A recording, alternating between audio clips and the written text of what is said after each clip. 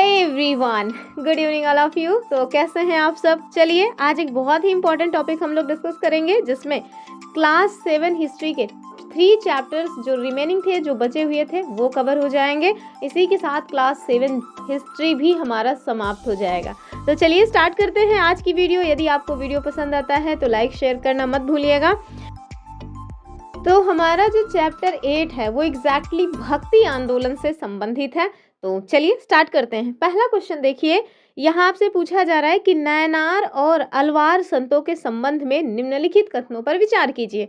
हमारा जो पहला कथन है कि नैनार शिव के भक्त थे और उनकी संख्या 63 थी, और दूसरा है कि अलवार विष्णु के भक्त थे और उनकी संख्या 12 थी। आपको सही उत्तर बताना है। ये आपके पास कूट दिया गया है, फौरन आप कमेंट कीजिए कि इसका जो सही उत्तर है वो क्या हो जाएगा।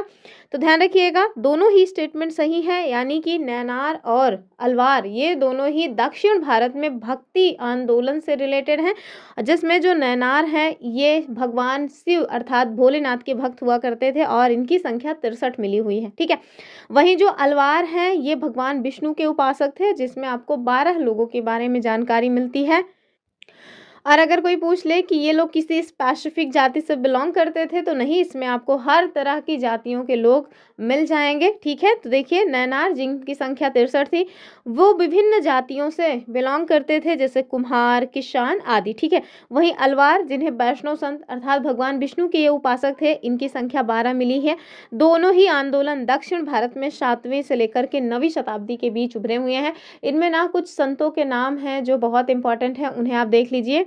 तो नैनारों में जो प्रसिद्ध हैं उसमें आपको जो नाम मिलेगा वो है अपार, और दूसरे हैं सबंदर, तीसरे हैं सुंदरार और माणिक्य सागर। ठीक है। तो इनके नाम आपको पता होना चाहिए, क्योंकि आपसे डायरेक्ट क्वेश्चन बन सकता है कि इनमें से कौन मतलब कि नैनार संत नहीं है। ठीक है।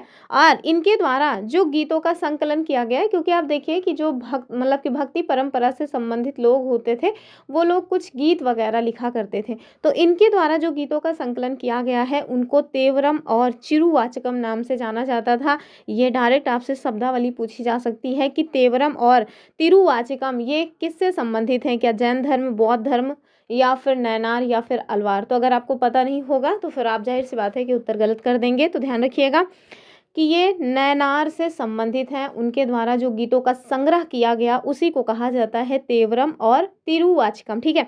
वहीं यदि हम लोग अलवार संतों की बात करें तो इनकी संख्या टोटल 12 बताई गई है। ठीक है। जो कि भिन्न भिन्न प्रकार की पृष्ठभूमि से आया करते थे। उनमें जो सबसे ज़्यादा प्रसिद्ध हैं उनके नाम आपको पता होना चाहिए। पहला देखिए, पेरिय अलवार। ठीक है। और उनकी पुत्री अंडाल, जो कि माना जाता है कि मतलब कि महिला संत थी, इस वजह से ये क्वेश्चन खूब बनता है। और साथ में देखिए टोंडर डिपोडी। ठीक है। तो और इसके साथ साथ नम्मालवार, तो ये थोड़ा नाम कठिन है क्योंकि दक्षिण भारत के हैं।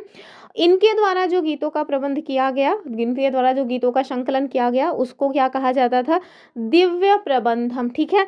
तो अलवार जो संत हैं उनके गीतों का जो संकलन है उसको दिव्य प्रबंधम कहा गया है। नैनार संतों के जो गीतों का संकलन है, 2 गीत हैं एग्जैक्टली, एक तो तेवरम और तिरुवाचकम। ठीक है। तो एकदम मतलब एकदम इसको याद करके रखिएगा, इससे क्वेश्चन बनने की संभावना हमेशा ही रहती है। आगे देखेंगे हम लोग नेक्स्ट क्वेश्चन। यहाँ आपसे पूछा जा रहा है कि विशिष्टाद्वैतवाद के सिद्धांत का प्रतिपादन किनके द्वारा किया गया। ऑप्शन देखिए, शंकराचार्य, रामानुजाचार्य, वासुवर्णा या फिर नामदेव। बताइए कौन हो जाएंगे।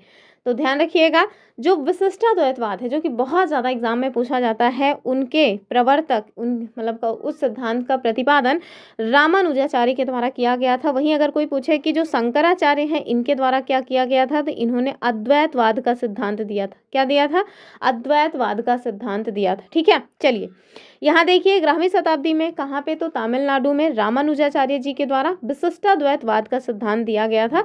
और उनका ऐसा मानना था कि आत्मा जब परमात्मा से जुड़ जाती है उसके बावजूद भी अपना स्वतंत्र वजूद मतलब रखती है। ठीक है। उसका अपना अस्तित्व बना रहता है।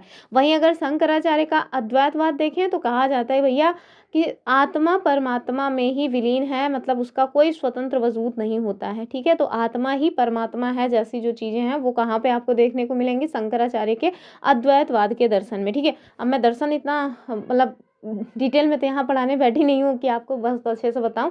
तो लास्ट में ना PDF जो है यानी NCERT की जो बुक है हाईलाइट कर दी है मैंने उसको, और मिल जाएगी, तो आप लोग एक साथ बैठ करके एक बार उसको रीड कर लीजिएगा। ठीक है। आगे देखेंगे हम लोग नेक्स्ट क्वेश्चन।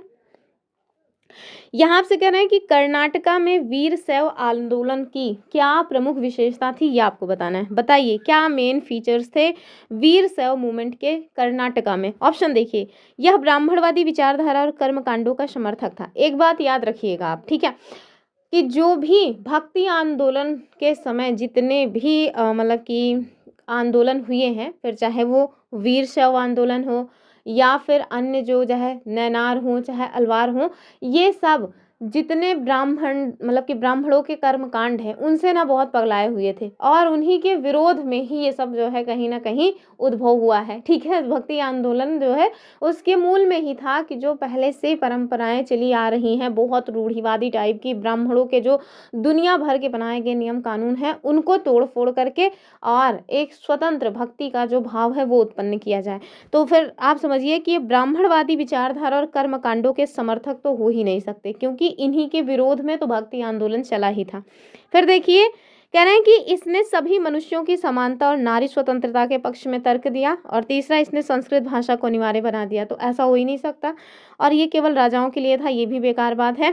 ध्यान दीजिए, कर्नाटक में जो वीर शैव आंदोलन चला था उसकी मुख्य विशेषता यही थी कि इसने सभी मनुष्यों को समानता की बात की, यानी कि सारे मनुष्य समान है और साथ में जो महिलाएं हैं जो नारी हैं उनको भी स्वतंत्रता मिलनी चाहिए। उनको ऐसा नहीं मानना चाहिए कि पुरुष के अधीन ही उनका जीवन है। ठीक है, और भक्ति आंदोलन में लगभग जो भी आंदोलन हुए हैं सबका जो मतलब की विचारधारा रही है वो कुछ ऐसी ही रही है। ठीक है, तो ऑप्शन बी हो जाएगा। चलिए आगे देखिए, तो वासवन्ना अल्लमा प्रभु और अक्कमहा देवी इनके द्वारा ये स्टार्ट किया गया था वीर शैव आंदोलन, ये नाम पता होना चाहिए आपको। ठीक है, और इसने जाति प्रथा और साथ में मूर्ति पूजा का विरोध किया और सभी की समानता जिसमें नारियों को भी सम्मिलित किया गया है उस पर जोर दिया है। चलिए आगे देखिए, महाराष्ट्र में एक और जो है भक्ति आंदोलन महाराष्ट्र में हुआ, उस कहा जाता है वरकरी मतलब संप्रदाय। ठीक है, तो कह रहे हैं कि महाराष्ट्र के जो वरकरी संप्रदाय है इसका केंद्र कौन सा स्थान था। बताइए, क्या ये अजमेर था, पंढरपुर था, वाराणसी था या मदुरई था। बताइए क्या हो जाएगा।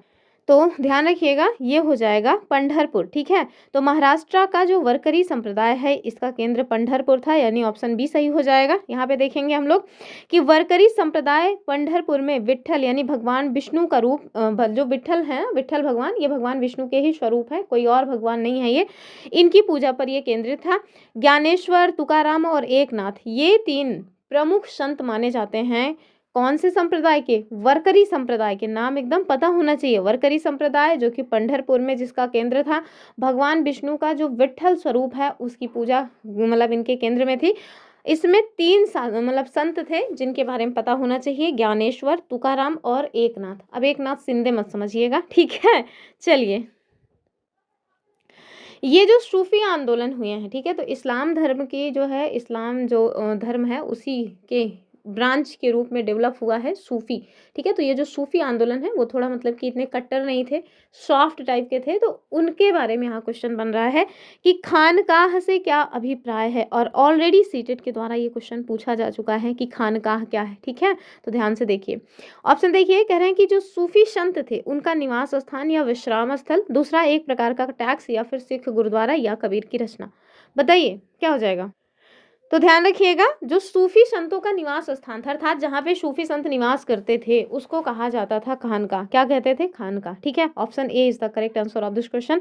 यहाँ देखिए, खानका वो स्थान होता था जहाँ पे सूफी संत रहते थे और लोगों यानी कि जो भक्त वगैरह हैं उनको आध्यात्मिक विषयों पे चर्चा वगैरह करना वही उनका काम था, यानी कि यहाँ जहाँ पे रहेंगे जाहिर सी बात है आध्यात्मिक विषयों पे चर्चा तो करेंगे ही। ठीक है, चलिए, तुलसीदास जी के द्वारा जो रामचरितमानस लिखी गई है वो कौन सी भाषा में लिखी गई है ये आपको बताना है। तो जाहिर सी बात है संस्कृत तो है नहीं, क्योंकि संस्कृत में तो रामायण लिखी गई थी। ठीक है, और रामायण जो है किसके द्वारा लिखा गया है, तो वाल्मीकि जी के द्वारा। ठीक है, वाल्मीकि जी के द्वारा संस्कृत में रामायण लिखा गया। ठीक है, तो ये नहीं होगा। ब्रज भाषा में तो बिल्कुल नहीं है, अवधि हो जाएगा इसका उत्तर, ऑप्शन सी वाला। ठीक है, यानी कि तुलसीदास जी के द्वारा जो रामचरितमानस लिखा गया है इतना मोटा सा, वो अवधी भाषा में है, ऑप्शन सी सही हो जाएगा। आगे देखिए, और ये जो मतलब कि इस तरह की लैंग्वेजेस में चीज़ें लिखी गई हैं उसके पीछे क्या मेन कारण यही था कि जनमानस के बीच ये पहुंच सके, क्योंकि जैसे जो संस्कृत थी ना वो ब्राह्मणों को ही आती थी, जो आम जनमानस था उसको संस्कृत समझ नहीं आती थी,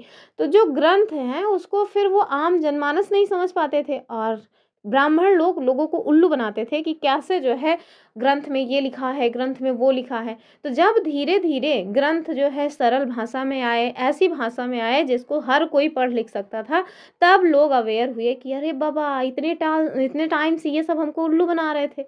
तो ये जो उल्लू बनाने वाला कंसेप्ट उनको समझ आया, तब लोग जो है अपने लिए आवाज़ उठाना शुरू किए। ठीक है, आगे देखेंगे हम लोग।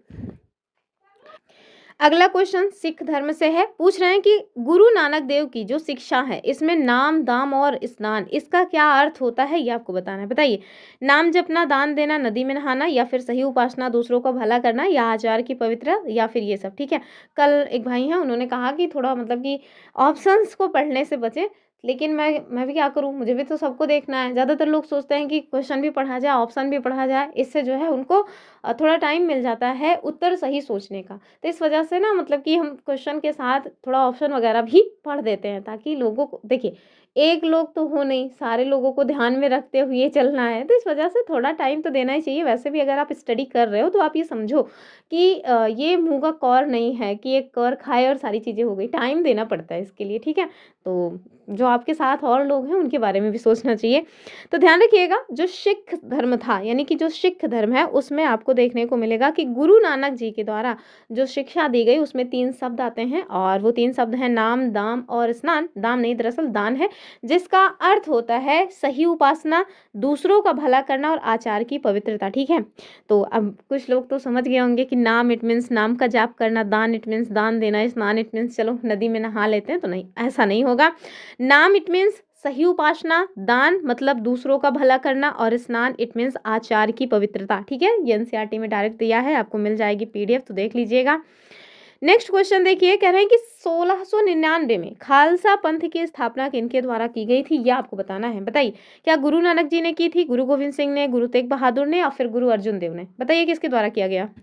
इसका जो सही उत्तर है वो हो जाएगा गुरु गोविंद सिंह। ठीक है, ऑप्शन डी। चलिए आगे देखेंगे। और मुगलों का दमन और राजनीतिक परिस्थितियों के कारण आप देखिए 1699 में जो सिखों के 10वें गुरु हुए, जिनका नाम था गुरु गोविंद सिंह, इनके द्वारा खालसा पंथ का निर्माण किया जाता है, जिससे आने वाले दिनों में जो सिख धर्म है वो एक राजनीतिक सत्ता के रूप में संगठित हुई है, अर्थात इसका उत्तर हो जाएगा ऑप्शन डी। ठीक है। और वीडियो पसंद आ रहा है, अगर आपने अभी तक शेयर नहीं किया तो प्लीज़ शेयर कर दीजिए अन्य लोगों तक, ताकि अन्य लोग भी जुड़ सकें। ठीक है। ऐसे जो सेशंस हैं, ऐसे जो इंपॉर्टेंट क्वेश्चंस हैं, ये आपको बहुत रेयर ही देखने को मिलता है, क्योंकि अक्सर मैंने देखा हुआ है लोग किसी ना किसी बुक के क्वेश्चन को उठाते हैं और उसको जो है टाइप करते हैं और यहाँ पे करवा देते हैं।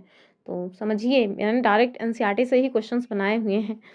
आगे देखिए, मतलब असम की बात हो रही है कि वहाँ पे शंकर देव ने किस प्रथा की शुरुआत की थी। ठीक है। तो असम से बिलोंग करते थे शंकर देव, इनके द्वारा एक प्रथा चलाई गई, आपको बताना है कि वो प्रथा कौन सी है। तो लंगर नहीं, लंगर तो जो है सिखों के द्वारा स्टार्ट किया गया था। ठीक है। तो मुफ्त में जो भोजन करने की व्यवस्था है आज भी इन लोगों के यहाँ है। ठीक है। तो सिखों के द्वारा ये लंगर चलाया गया, तो ये तो होगा नहीं। खानकाह, ये तो सूफी संतों से संबंधित है, तो ये भी नहीं होगा। जो चिश्ती सिलसिला है, ये भी सूफी संतों से ही संबंधित है, तो इसका मतलब क्या हुआ कि नाम घर। ठीक है। तो असम में शंकर देव की जी के द्वारा एक प्रथा चलाई गई, जिसका नाम था नाम घर, ऑप्शन बी सही हो जाएगा। ठीक है। तो शंकर देव जो कोई भगवान विष्णु के भक्त थे, इनके द्वारा कविता पाठ और प्रार्थना के लिए नाम घर स्थापित करने की पद्धति चलाई गई, जो आज भी आपको असम में देखने को मिल जाएगी। ठीक है। नेक्स्ट क्वेश्चन देखिए, क्वेश्चन पहले ही दिख गया आपको उत्तर। कह रहे हैं कि कबीर की रचनाएं मुख्य रूप से किन ग्रंथों से संग्रहित हैं, बताइए। क्या ये ऋग्वेद से हैं? तो क्या मतलब कि कबीर दास ने ऋग्वेद से चीज़ों को संकलित किया है? ऐसा तो मैंने नहीं देखा। फिर देखिए, गुरु ग्रंथ साहिब, पंचवाणी और विजक्त, और आगे बढ़ने की आवश्यकता नहीं है, ऑप्शन बी सही हो जाएगा कि कबीर दास की जो रचनाएं हैं, कुछ गुरु ग्रंथ साहब से मिल जाती हैं, कुछ पंचवाणी और विजक्त, तो उनका खुद का ही ये है, ऑप्शन बी सही हो जाएगा। ठीक है। तो कबीर दास के जो पद हैं वो साखी सपद रामायणी, और इसके साथ साथ पंचवाणी, और जो सिखों का पवित्र ग्रंथ है जिसको कहा जाता है गुरु ग्रंथ साहब, उसमें सुरक्षित आपको मिल जाएगा। डायरेक्ट के क्वेश्चन बन जाता है। चलिए आगे देखेंगे। यहां आपको मिलान करना है। ठीक है। और सबसे बड़ी बात कि एक जो है ऑप्शन गायब है। ठीक है। तो क्या लिख दूं कि सही हो जाए। तो ये क्वेश्चन अधूरा है, इसको हम लोग स्किप करते हैं। ठीक है। ये क्वेश्चन अधूरा है, मैं इसको फिर पीडीएफ में सही करके दे दूंगी। ठीक है। हाँ, आप ये जाने रहिए कि जो मीराबाई हैं, जिनके बारे में हम सभी जानते हैं, ये मेवाड़ राजस्थान से संबंधित थी। ठीक है। और गुरु नानक जी जिनका स्थान कहाँ पे है, तो स्थान इट मीन्स उनका जन्म कहाँ पे हुआ था, तो पंजाब पाकिस्तान में तलवंडी में, ठीक है। और शंकर देव तो असम से संबंधित थे ही, तो वो क्वेश्चन ही अधूरा है, इस वजह से उसको स्किप कर रहे हैं। आगे देखिए, नाथ पंथियों और सिद्धों ने मोक्ष प्राप्त करने का क्या मार्ग बताया, ठीक है। तो आप सोच रहे होंगे कि मैं पीडीएफ किसी और से बनवा के लाती हूँ, इस वजह से मैंने देखा नहीं, पीडीएफ मैंने ही बनाया है, तभी तो ये गलती हुई है, क्योंकि मैं बनाई और उसके बाद कुछ एडिट करते समय ना कभी कभी होता है कि जैसे हिंदी इंग्लिश में कुछ इशू हुआ तो मैंने उसको कुछ काटा पीटा और उसमें वो निपट गया, और मतलब आधा हो गया क्वेश्चन ही जाने दीजिए, एडिट करके मैं उसको जो है भेज दूंगी पीडीएफ में, और आगे भी कहीं ना कहीं करवा देंगे उस क्वेश्चन को। तो नाथ पंथियों और सिद्धों ने मोक्ष प्राप्त करने का क्या मार्ग बताया है, ये आपको बताना है। बताइए, क्या वो चाहते थे कि आप पूजा पाठ करो, एकदम भगवान में लीन हो जाओ, घोर तपस्या करो, मतलब भस्म रमा के घूमो, क्या चाहते थे? ऑप्शन देखिए, कह रहे हैं मूर्ति पूजा और मंदिर निर्माण, यानी कि आप मूर्ति पूजा करो और मंदिर का निर्माण करवाओ तो आपको मोक्ष मिल जाएगा। क्या ये उनका मतलब विचार था? नहीं, बिल्कुल नहीं। निराकार परम सत्य का चिंतन और योगासन, तो बस यही हो जाएगा। ध्यान रखिएगा, जो नाथ पंथी और जो सिद्ध हैं, सिद्धों के द्वारा कौन सी परंपरा को डेवलप किया गया था, तो उन्होंने निराकार परम सत्य का चिंतन मनन करने की बात की और कहा भैया योगासन करो, और यहीं से आपको क्या मिलेगा? मोक्ष मिलेगा, आपको मूर्ति पूजा करने की आवश्यकता नहीं है। ऑप्शन बी सही हो जाएगा। आगे देखिए, मार्टिन लूथर ने किस भाषा में बाइबल का अनुवाद किया है, ये बताइए। तो एनसीईआरटी में अन्यत्र करके एक पॉइंट दिया रहता है, वहां से क्वेश्चन बना हुआ है। लैटिन ग्रामर या फिर सॉरी कह रहे हैं ग्रामर जर्मन या फिर अंग्रेजी या फिर फ्रेंच, बताइए क्या हो जाएगा इसका उत्तर। तो मार्टिन लूथर के द्वारा बाइबल का जो अनुवाद किया गया था वो जर्मन लैंग्वेज में किया गया था, अर्थात ऑप्शन बी सही हो जाएगा, ठीक है। तो मार्टिन लूथर ने धर्म सुधार आंदोलन के दौरान आम लोगों की समझ के लिए बाइबल का अनुवाद जर्मन में किया, ठीक है। तो मेन जो मतलब कि बड़े बड़े ग्रंथ होते हैं उसको जो आम लोगों की लैंग्वेज में कन्वर्ट किया जाता है, उसके पीछे यही कारण होता है कि आम जनमानस उसको पढ़ सके, समझ सके और अपने अधिकारों को समझें। जो कि मतलब ब्राह्मण के द्वारा जो कहा जा रहा है या जो भी धर्म गुरु हैं उनके द्वारा तो यही बताया जाएगा ना कि भगवान तक जो भी आपकी बात है वो हम ही पहुंचा पाएंगे और आप तो पहुंचा नहीं पाओगे। तो ये सारी चीज़ें जब सब कोई जान जाएंगे कि नहीं भैया इनकी आवश्यकता नहीं है, हम स्वयं भी भगवान जी से कह सकते हैं कि भगवान जी सुन लो हमारी भी, तो फिर लोग अवेयर हो जाएंगे, ठीक है। और यही अवेयरनेस ना फैले इसीलिए तो ये लोग जो है ग्रंथों का अनुवाद नहीं होने देना चाहते थे। आगे देखिए, अगले क्वेश्चन में आपसे पूछ रहे हैं कि जो अस्पृश्य समझी जाने वाली जातियों से संबंधित समूह है किनका? संतों का, वो आपको बताना है। ऑप्शन देखिए, रामानुज और शंकर, बताइए क्या रामानुजाचार्य और शंकराचार्य अस्पृश्य जाति से बिलोंग करते थे? बिल्कुल नहीं, वो आपको ना लाठी खींच के मारेंगे भी और देखिए रविदास और चोखा मेठा, हाँ यही हो जाएगा, ध्यान रखिएगा। संत रविदास माना जाता है कि वो चमार जाति से बिलोंग करते थे, और वहीं जो चोखा मेठा है ये महाराष्ट्र में महार जाति से बिलोंग करते थे। वही महार जाति जिससे संबंधित थे हमारे कौन? भीमराव अंबेडकर जी, ठीक है। तो ये दोनों ही संत निम्न जाति से बिलोंग करते थे, ध्यान रखिएगा इस बात को, ठीक है। लेकिन उन्होंने भक्ति की, और भक्ति में भाई जाहिर सी बात है फिर संत तो संत होते हैं, क्या फर्क पड़ता है कौन सी जाति से वो बिलोंग करते हैं। यहाँ देखिए, सूफी संतों की वंशावली या परंपरा को क्या कहा जाता है, ये आपको बताना है, ठीक है। हमारे पास ऑप्शंस क्या है? शरिया, तो ध्यान रखिएगा ये जो शरिया है, ठीक है, ये इस्लाम धर्म से बिलोंग करता है, ठीक है। कहाँ से? इस्लाम धर्म से। सिलसिला, ये तो सूफी से ही बिलोंग करता है। उम्मा और जिक्र, ये तो है नहीं कि यही है, बताइए क्या हो जाएगा उत्तर। तो ध्यान रखिएगा इसका जो सही उत्तर है वो हो जाएगा सिलसिला, यानी कि सूफी संतों की वंशावली या परंपरा को क्या कहा जाता था? सिलसिला कहा जाता था। ऑप्शन बी सही हो जाएगा, ठीक है। चलिए आगे देखेंगे हम लोग, ये प्रीवियस ईयर क्वेश्चन है इसी टॉपिक का। 2021 में क्वेश्चन पूछा गया था कि बीजक में किसके उपदेश संग्रहित हैं, बताइए।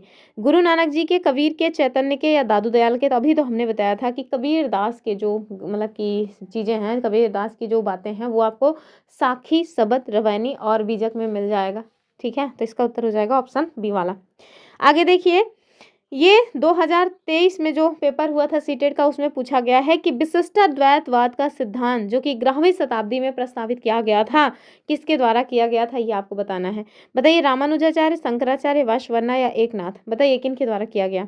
अभी हमने बताया था कि रामानुजाचार्य के द्वारा विशिष्टाद्वैतवाद का सिद्धांत दिया गया था, और शंकराचार्य के द्वारा क्या दिया गया था? अद्वैतवाद का सिद्धांत। आगे देखेंगे हम लोग, ये देखिए जो मतलब सीटेट 2019 में जो हुआ था जुलाई में, वहाँ ये क्वेश्चन पूछा गया था कि वीर शैव आंदोलन किसके द्वारा प्रारंभ किया गया? बताइए, क्या ये शंकराचार्य जी के द्वारा, रामानुजाचार्य के द्वारा, वासवन्ना या नामदेव के द्वारा? क्या हो जाएगा उत्तर? तो जो वीर शैव आंदोलन है ये वासवन्ना जी के द्वारा स्टार्ट किया गया, ऑप्शन सी सही हो जाएगा। कब शुरू किया गया है? तो 12वीं शताब्दी में। कहाँ शुरू किया है? तो कर्नाटका में। और जाहिर सी बात है अकेले तो काहे ही किया जाएगा, हाँ अन्य जो देखिए स्टार्ट अकेले किया जाता है, धीरे धीरे तो फिर लोग जुड़ जाते हैं। फिर देखिए मध्यकाल में रविदास को किन संत की शिष्या होने का गौरव प्राप्त हुआ? ठीक है, ये थोड़ा सा क्वेश्चन गलत तरीके से है ना, क्योंकि जो रविदास हैं ये किस संत को मतलब कि एक होना चाहिए था, क्योंकि जो रविदास है ना वो मीराबाई जी के गुरु थे, तो उस टाइप का ये क्वेश्चन होना चाहिए था कि मध्यकाल में रविदास को किस संत का गुरु होने का गौरव प्राप्त था, ना कि शिष्य, किस संत का गुरु होने का गौरव प्राप्त हुआ। तो ध्यान रखिएगा, जो मीराबाई जी थी वो अपना गुरु माना करती थी किनको? रविदास जी को। ठीक है, तो राजपूत घराने से बिलोंग करती थी मीराबाई। और देखिए एक निम्न जाति का माने जाने वाला जो संत है उनको अपने गुरु के रूप में मतलब उन्होंने पूजा हुआ था, ये कहें कि उनको उन्होंने माना हुआ था। ठीक है, तो मेवाड़ की राजसी घराने की मीराबाई ये रविदास की शिष्या बनी, जो कि जाति प्रथा के बंधनों को चुनौती देने वाला एक कदम था। ठीक है, तो ये भी आपको ठीक से मिल जाएगा। आगे देखिए अद्वैतवाद के अनुसार, यानी कि जो अद्वैतवाद शंकराचार्य जी के द्वारा दिया गया है उसमें आपको बताना है कि इसके अनुसार क्या चीज सही होगी। आत्मा और परमात्मा दो अलग अलग सत्ताएं हैं? बिल्कुल नहीं। जीवात्मा और परमात्मा एक ही है? तो हाँ, शंकराचार्य का जो अद्वैतवाद का दर्शन है उसमें यही माना जाता है कि आत्मा और जीवात्मा दोनों एक ही है। ठीक है, यानी आत्मा और परमात्मा दोनों एक ही है। यहाँ देखिए शंकराचार्य ने अद्वैत के अनुसार जो बताया है उसमें आपको देखने को मिलेगा कि जीवात्मा, ठीक है, और परमात्मा परम सत्य एक ही है, संसार मिथ्या है। ठीक है, तो ये जो आपने सुना होगा ना जगत मिथ्या वाला, मतलब बहुत चलता है वही वाली चीज। फिर देखिए अब कुछ मैंने ना लेंदी लेंदी क्वेश्चंस रख दिए हैं, क्योंकि वन लाइनर टाइप के क्वेश्चंस तो पहले पूछे जा चुके हैं। अब हो सकता है पूछा जाए तो थोड़ा कठिन कंसेप्ट उठा के पूछ लिया जाए, तब हम थोड़ा बड़े बड़े क्वेश्चंस देख लेते हैं इस टॉपिक का। पहला क्वेश्चन देखिए उससे आधारित यानी लेंदी क्वेश्चन का, कि वीर शैव आंदोलन के संबंध में निम्नलिखित कथनों पर आपको विचार करना है। वीर शैव आंदोलन की बात हो रही है, कह रहे हैं इसकी शुरुआत कर्नाटका में वासवन्ना, अल्लमा प्रभु और अक्कमहा देवी के द्वारा की गई। पहली बात तो एकदम सही है। दूसरा, इन्होंने जाति प्रथा और महिलाओं के प्रति ब्राह्मणवादी दृष्टिकोण का समर्थन किया। यही गलत हो जाएगा, क्योंकि हमने स्टार्टिंग में ही बताया कि जो भी आंदोलन हुए हैं वो ब्राह्मणवादी दृष्टिकोण का समर्थन बिल्कुल भी नहीं कर रहे थे। ठीक है, तो दूसरा गलत हो जाएगा। तो पहला देखिए इसका विकल्प, पहला जहां होगा वो तो होना चाहिए, दूसरा जहां जहां है उसको निपटा दीजिए। यहाँ भी दूसरा है, उत्तर देखिए आपको मिल गया, केवल इस वजह से कि आपको दूसरा स्टेटमेंट पता है, आगे आपको पढ़ने की आवश्यकता नहीं है। वे सभी प्रकार के कर्म कांडों और मतलब मूर्ति पूजा के विरोधी थे, तो हाँ उनके द्वारा इस तरह के काम किए गए। तो ऑप्शन 1 और 3 सही हो जाएगा, जो कि विकल्प सी में दिया गया है। तो यहाँ देखिए इसको मैंने थोड़ा डिटेल में दे भी दिया है ताकि आपको किसी भी तरह की समस्या ना हो। अगला क्वेश्चन असर्शन रीजन से संबंधित है, तो थोड़ा दिमाग खोल के बैठिएगा, क्योंकि इस तरह के क्वेश्चन बहुत ज़्यादा गलत होने की संभावना रहती है। यहाँ कह रहे हैं कि शंकराचार्य ने अद्वैतवाद के दर्शन की वकालत की, तो अभी हमने देखा हाँ इनके द्वारा ये किया तो क्या। रीजन में क्या है कि उनका मानना था कि संसार माया है और मोक्ष प्राप्त करने के लिए संसार का परित्याग आवश्यक है। तो बताइए क्या ये बात सही है कि नहीं? तो बात तो सही है। ठीक है, यानी कि पहला स्टेटमेंट भी सही है, दूसरा स्टेटमेंट भी सही है, लेकिन संभलना कहाँ है आपको, कूट में जो है आपको बताना है कि क्या कारण कथन की व्याख्या कर रहा है कि नहीं, बताइए। तो ध्यान रखिएगा, कथन अपने आप में सही है, कारण भी सही है, लेकिन कारण कथन की व्याख्या नहीं कर रहा है। क्यों? क्योंकि शंकराचार्य का अद्वैतवाद का जो दर्शन है वो अद्वैतवाद इस वजह से था क्योंकि उनका मानना था कि जो परम ब्रह्म है वो एक ही है, आत्मा जीवात्मा में ही समाहित है। ठीक है, तो और इसमें क्या कह रहे हैं कि उनका मानना था कि संसार माया है, मोक्ष प्राप्त करने के लिए संसार का परित्याग आवश्यक है। इस वजह से थोड़ी ना उनका अद्वैतवाद का सिद्धांत था, वो तो आत्मा और परमात्मा को एक मानते थे, इस वजह से इनके सिद्धांत को अद्वैतवाद का सिद्धांत कहा जाता था। इस हिसाब से कथन भी सही है, कारण भी सही है, लेकिन कारण कथन की व्याख्या नहीं कर रहा है। इट मीन्स ऑप्शन बी जो है वो सही हो जाएगा। ठीक है, तो ध्यान से इस तरह के क्वेश्चंस देखा करिए, वरना पता चला कि निपट गए आप, मतलब आता सब कुछ है बावजूद इसके उत्तर नहीं टिक कर पाए सही से। आगे देखिए, तो देख लीजिए, शंकराचार्य 8वीं शताब्दी में केरल में इनका जो है जन्म हुआ और वहीं से इनके द्वारा ये जो अद्वैतवाद का प्रचार वगैरह है वो किया गया। और ये जो अद्वैतवाद है, इसका अर्थ क्या होता है? जीवात्मा और परमात्मा यानी कि परम सत्य केवल एक ही है। इनके द्वारा संसार को माया यानी जगत मिथ्या मतलब माना गया और ज्ञान मार्ग व संन्यास का उपदेश दिया गया। तो आपने जो भी चित्र वगैरह देखा होगा शंकराचार्य का, देखिए एकदम मुड़ी उड़ी मुड़वाए रहते हैं और मतलब जगत से कोई मतलब ही नहीं है, इस तरह की चीजें, संन्यास लेने वाली बात कहा है उन्होंने। लेकिन जो कारण है वो इसकी कथन की व्याख्या नहीं कर रहा है, तो इसके बारे में हमने आपको बता ही दिया। चलिए आगे देखेंगे। और सीटेड ना इस तरह के क्वेश्चंस को भर भर के पूछता है, उसको अच्छा लगता है कि जहाँ पे बच्चे फंसे उस तरह के क्वेश्चंस पूछा जाए। यहाँ पे आपको ना शब्द और अर्थ को मिलान करना है। बताइए हमारे पास क्या क्या शब्द हैं? खानका, सिलसिला, जिक्र और क्षमा। बताइए ऑप्शंस देखिए। आध्यात्मिक शिक्षक की वंशावली, नाम का जाप करना, सूफी संतों का विश्राम स्थल और गाना। अभी देखिए एक चीज तो हमने आपको पहले बता के रखी है, वो है खानका। तो खानका क्या था? सूफी संतों का विश्राम स्थल। तो ए का 3, ठीक है, ए का 3 हो जाएगा और ए का 3 देखिए कम से कम 2 जगह पे है, ठीक। तो 2 ऑप्शन तो एलिमिनेट हो गए, इन्हीं दोनों में आपको लड़ाई लड़नी है। क्षमा जानते हैं क्या होता था? तो ये जो सूफी संतों के द्वारा सिंगिंग वगैरह की जाती थी। सिंगिंग में क्या तू मैं तेरा जान तू मेरा जानू, इस टाइप का गाना था? नहीं भाई, भगवान में मतलब भगवान की भक्ति में लीन टाइप के जो भक्ति वाले गाने थे उससे संबंधित थे, ठीक है। क्षमा तो ये सिंगिंग से बिलोंग हो जाएगा। तो डी का 4 देखिए, डी का 4 दोनों जगह है, उत्तर नहीं मिला, ये तो गड़बड़ हो गया ना। फिर देखिए डी का 4 मिला लिए। जिक्र और सिलसिला, तो हमने देखा था अभी सिलसिला भी कि आध्यात्मिक शिक्षक की जो वंशावली है वो हो जाएगा क्या? मतलब कि आध्यात्मिक शिक्षक की वंशावली ये हो जाएगा सिलसिला, और ये भी सूफी संतों से ही बिलोंग करता था। तो बी का हो जाएगा 1 और बी का 1 देखिए ए में दिया गया है। बचा क्या हमारे पास? जिक्र। और ये जिक्र क्या है? ये हो जाएगा हमारा नाम का जाप करना, ठीक है। तो ध्यान रखिएगा, जिक्र हो जाएगा नाम का जाप करना। और ये सबका सब शब्दावली किसी और से नहीं, सूफी संतों से ही बिलोंग करती है, सूफी सिलसिले से बिलोंग करती है। फिर से देख लीजिए, खानकाह जो शब्द है ये सूफी संतों का विश्राम स्थल था, सिलसिला आध्यात्मिक शिक्षकों की वंशावली, और जिक्र जो है ये नाम का जाप करना, और समा हो जाएगा सिंगिंग। तो ऑप्शन ए जो है वो एकदम ठीक हो जाएगा, ठीक है। तो अब ये जो मतलब कि शिक्षक हैं उसको यहाँ पे उस्ताद समझिएगा, वरना आप सोच रहे हो कि टीचर्स मतलब ऐसा क्या था। तो यहाँ देखिए, तो खानका वो स्थान जहाँ पे सूफी संत रहा करते थे और सभा किया करते थे। सभा में क्या पंचायत होती थी? नहीं, भगवान जी की भक्ति की बातचीत होती थी। और सिलसिला तो सूफी उस्तादों की जो पीढ़ियाँ हैं उसको कहा जाता था जिक्र, नाम का जाप करना या चिंतन करना। समा क्या है? तो सूफी संगीत या फिर भगवान की भक्ति, ठीक है। चलिए यहाँ देखिए, बाबा गुरु नानक जी के बारे में क्वेश्चन है कि बाबा गुरु नानक की शिक्षाओं के संदर्भ में नाम, दाम और स्नान का सही अर्थ क्या है? बताइए। तो इसको थोड़ा सा बड़ा करके बता दिया गया है, लेकिन हम सब जानते हैं इसका सही उत्तर क्या है, बी वाला हो जाएगा। आगे देखिए, महाराष्ट्र के संतों जिसमें आपको कौन कौन मिलेगा? ज्ञानेश्वर, नामदेव, एकनाथ, तुकाराम, ठीक है। 3 चारों का नाम आपको पता होना चाहिए। कौन कौन है महाराष्ट्र के संतों में शामिल? ज्ञानेश्वर, नामदेव, एकनाथ और तुकाराम।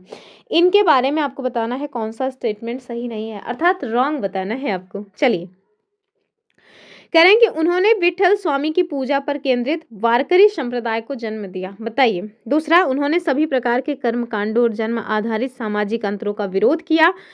सही नहीं बताना है आपको। उन्होंने सन्यास के विचार का समर्थन किया और परिवारों का त्याग किया। और चौथा देखिए, उन्होंने मराठी भाषा में गीतों यानी अभंग की रचना की। बताइए क्या हो जाएगा।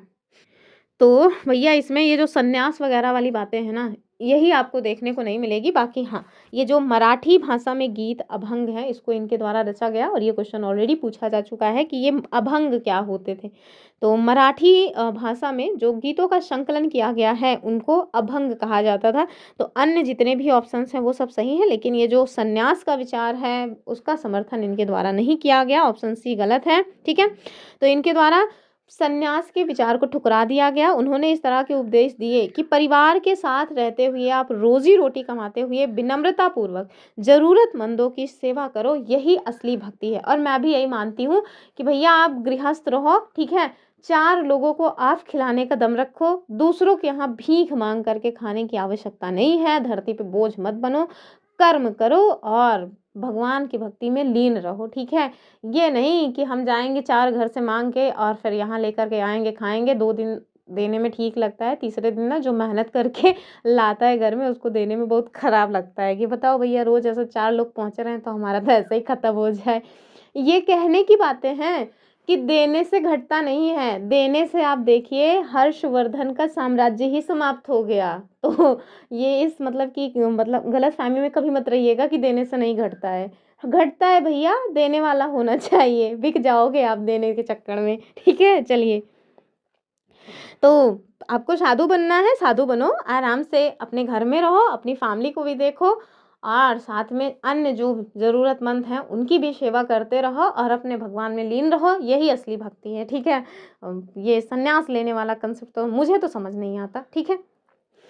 बाकी सारे स्टेटमेंट सही हैं। आगे देखिए, कह रहे हैं कि नैनार और अलवार संतों का बौद्धों और जैनों के प्रति क्या दृष्टिकोण था, ये आपको बताना है, बताइए। तो ज़ाहिर-सी बात है, पसंद तो नहीं करेंगे इनको। तो देखिए, वे उनके प्रति सहिष्णु थे और उनके विचारों को अपनाए। लग रहा है आपको। वे उनके कटु आलोचक थे या फिर उन्होंने बौद्ध धर्म को हिंदू धर्म का हिस्सा मान लिया या फिर वे उनके साथ मिलकर मंदिरों का निर्माण करते थे। आप बताइए, नैनार और अलवार संतों का बौद्धों और जैनों के प्रति क्या दृष्टिकोण था? तो एकदम कट्टर टाइप के आलोचक थे, बिल्कुल पसंद नहीं करते थे, ठीक है? तो ध्यान रखिएगा ये लोग उनके कटु आलोचक थे, बिल्कुल भी पसंद नहीं करते थे, मतलब आँख की किरकिरी समझते थे इनको।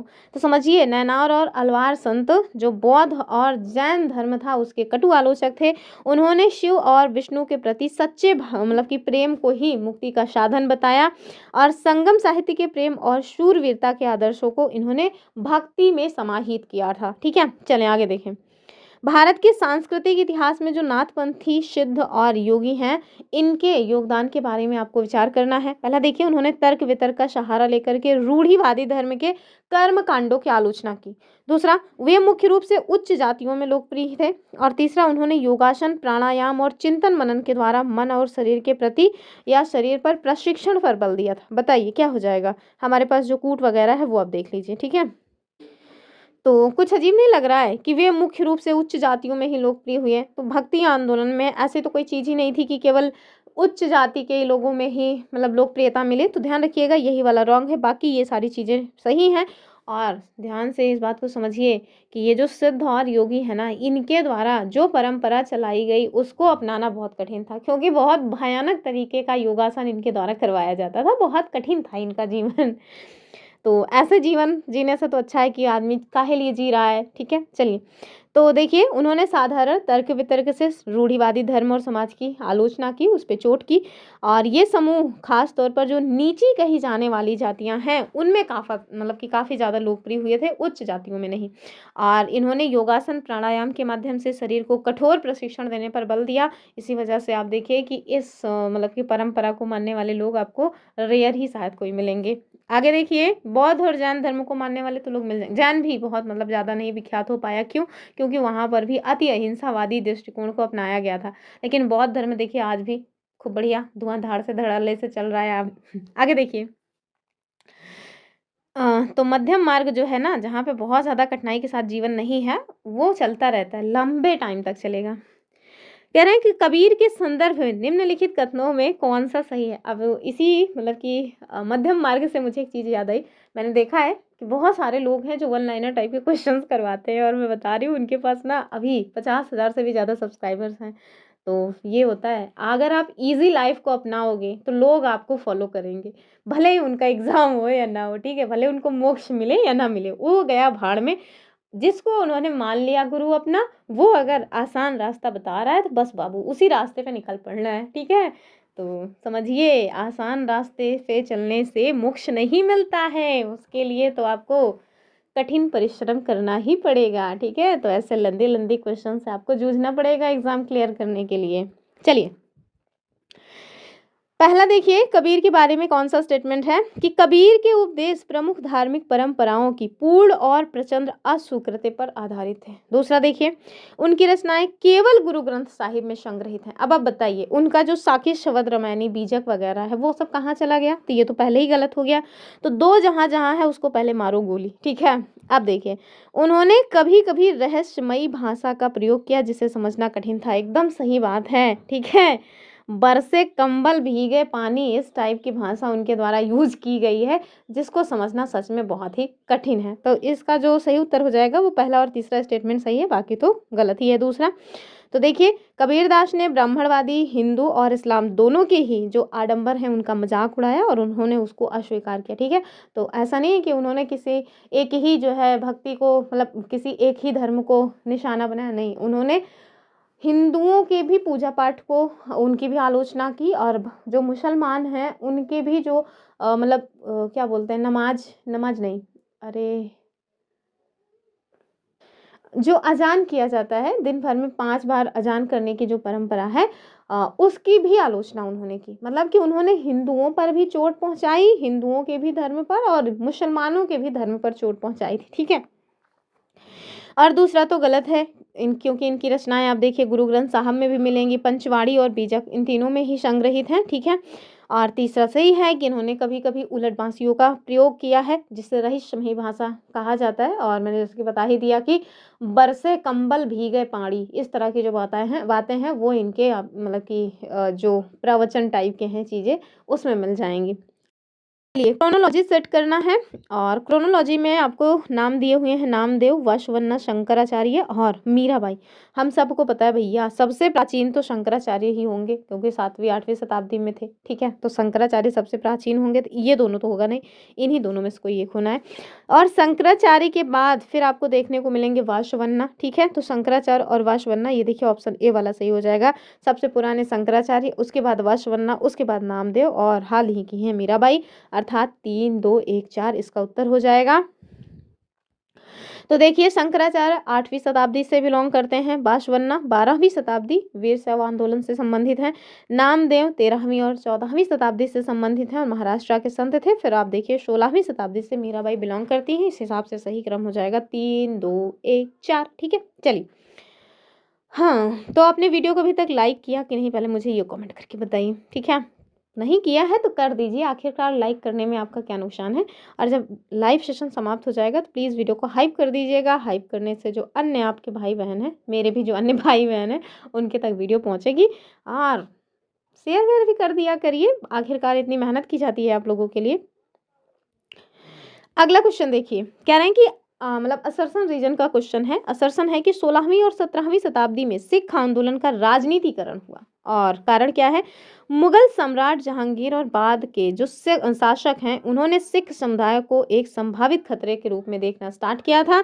बताइए क्या हो जाएगा इसका उत्तर? और कूट वगैरह तो यही है, बताइए क्या हो जाएगा उत्तर?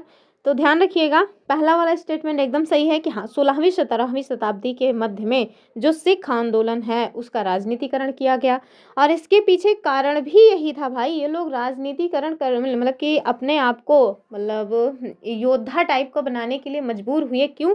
क्योंकि मुगल सम्राट जहांगीर और उनके बाद के जो भी शासक हुए, उन्होंने सिख समुदाय को एक संभावित खतरे के रूप में देखा, और उनके द्वारा कुछ ऐसे काम किए गए जिसकी वजह से मजबूरन सिख समुदाय को अपना क्या करना पड़ा? राजनीतिकरण करना पड़ा, अपने आप को योद्धा के रूप में कन्वर्ट करना पड़ा। तो इसका उत्तर हो जाएगा कि ए और आर दोनों सही है, आर ए की सही व्याख्या भी कर रहा है। तो देखिए, 17वीं शताब्दी के स्टार्टिंग में रामदासपुर, जो कि अमृतसर को बसाया गया था इनके द्वारा, ये एक स्वायत्त राज्य बन गया। ठीक है, तो जो रामदासपुर है वो रामदास जी के द्वारा बसाया गया था, इसी का नाम रखा गया अमृतसर। ये क्या बना? स्वायत्त राज्य बन गया। ठीक है, जहांगीर को लगा कि भाई ये तो खतरे की घंटी है, तो जहांगीर ने इसको खतरा माना, और आगे चल करके 1606 में इसके द्वारा क्या किया गया? गुरु अर्जुन देव को फांसी दे दी गई। ठीक है, मतलब मृत्युदंड दे दिया गया। इन घटनाओं और मुगलों के दमन ने सिखों को संगठित होने के लिए मजबूर किया, और फिर वो जब मजबूर हुए तो उनके द्वारा फिर सैन्य रूप से अपने आप को तैयार किया गया, और 1699 में खालसा पंथ की स्थापना इनके द्वारा की गई।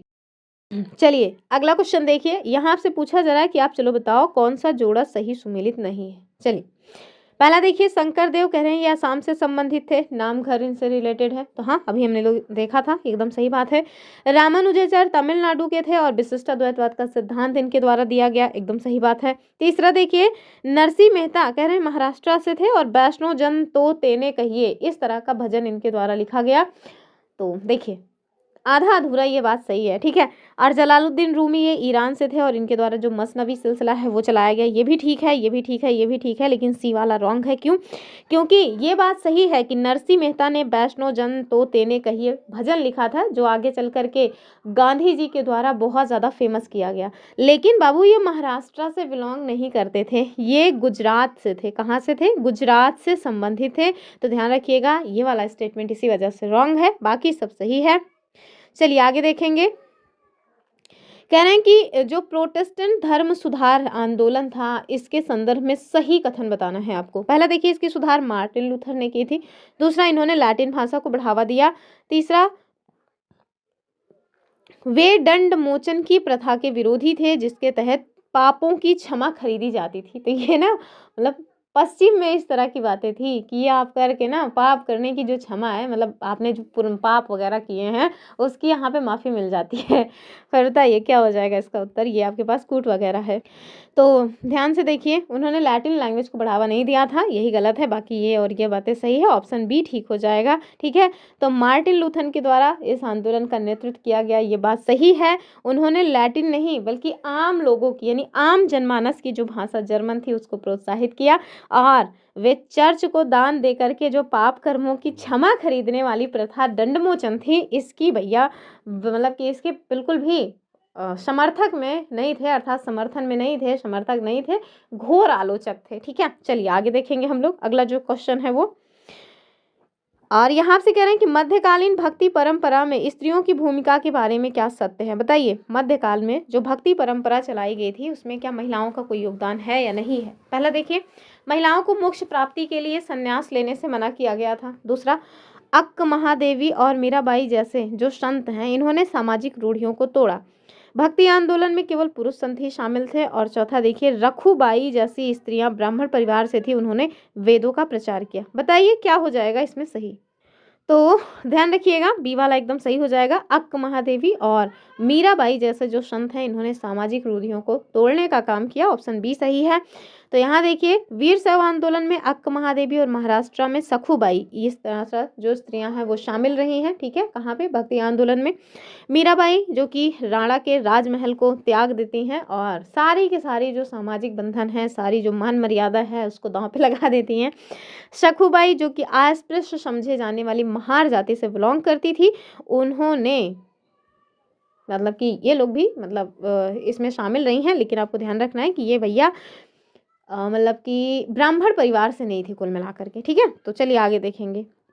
और आप लोग बताइएगा, क्या इस टॉपिक का मैं शॉर्ट नोट्स कराऊं या फिर आप लोगों को मैं जो पीडीएफ दे दूंगी हाईलाइट करके एनसीईआरटी, आप लोग उसको एक बार पढ़ लेंगे। आप लोग कमेंट करके बताइएगा। अगर आप कहेंगे कि नहीं नहीं शॉर्ट नोट्स भी चाहिए, शॉर्ट ओ भाई मतलब वीडियो फॉर्म में शॉर्ट नोट्स चाहिए, तो फिर हम करेंगे, वरना जो भी इंपॉर्टेंट पॉइंट्स थे वो सब मैंने इसी में कवर कर लिया हुआ है। तो अगर आप एक बार मतलब कि बहुत शॉर्ट नोट्स के चक्कर में नहीं भी पढ़ेंगे तो आपका कुछ नुकसान नहीं होगा, लेकिन हाँ डीप नॉलेज के लिए आपको एक बार एनसीईआरटी पढ़नी पड़ेगी। अगर मैं नोट्स दे भी दूंगी ना तब भी आपको एक बार एनसीईआरटी पढ़नी पड़ेगी। तो एनसीईआरटी को पढ़ लीजिएगा, मैं तो यही कहूँगी, क्योंकि अब इतना टाइम भी नहीं है। तो क्या मतलब है, हम आगे और टॉपिक्स करवा देंगे और क्वेश्चन सॉल्व करवा देंगे, नोट्स बनाने में जो समय जाएगा उसको बच जाएगा आपको। और अभी मुझे पॉलिटी वाला करवाना है, तो मैं उसको ना इस सैटरडे या संडे को रखूँगी सेशन, जिसमें पूरी क्लास 8 की पॉलिटी एक ही वीडियो में समाप्त कर देंगे। पूरा जैसे हमने क्लास 8 का ज्योग्राफी करवाया है उसी तरह से नोट्स बना करके। तो मैं तो यही कहूँगी कि आप लोग जो है ना इसको मतलब सेशन को देखिए और उसके बाद एनसीईआरटी एक बार बस रीड कर लीजिए। बहुत ज़्यादा टाइम नहीं लगेगा आपको उसको रीड करने में। मैं तो उसको भाई 15-20 मिनट में एक चैप्टर आराम से रीड कर ले जाती हूँ, और आप लोग भी हमारे ही समकक्ष हैं तो आप लोग भी रीड कर ले जाएंगे, मैं इतना उम्मीद आप लोगों से कर रही हूँ।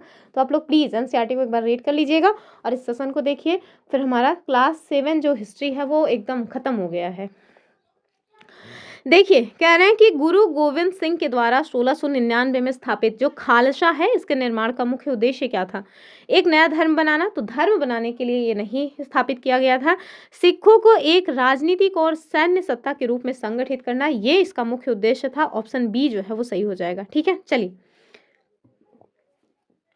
तो देखिए, 17वीं शताब्दी में सिख आंदोलन का राजनीतिकरण किया गया था। खालसा की स्थापना के साथ सिख समुदाय एक राजनीतिक सत्ता यानी पॉलिटिकल एंटिटी बन गया, ताकि वे तत्कालीन चुनौतियों का सामना कर सके, ठीक है।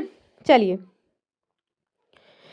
कह रहे हैं सूफी संतों और भक्ति संतों के बीच समानताओं पे आपको विचार करना है। ठीक है, पहला देखिए, दोनों ने धर्म के बाहरी आडंबरों को अस्वीकार किया। तो हाँ भैया, सबने यही किया था।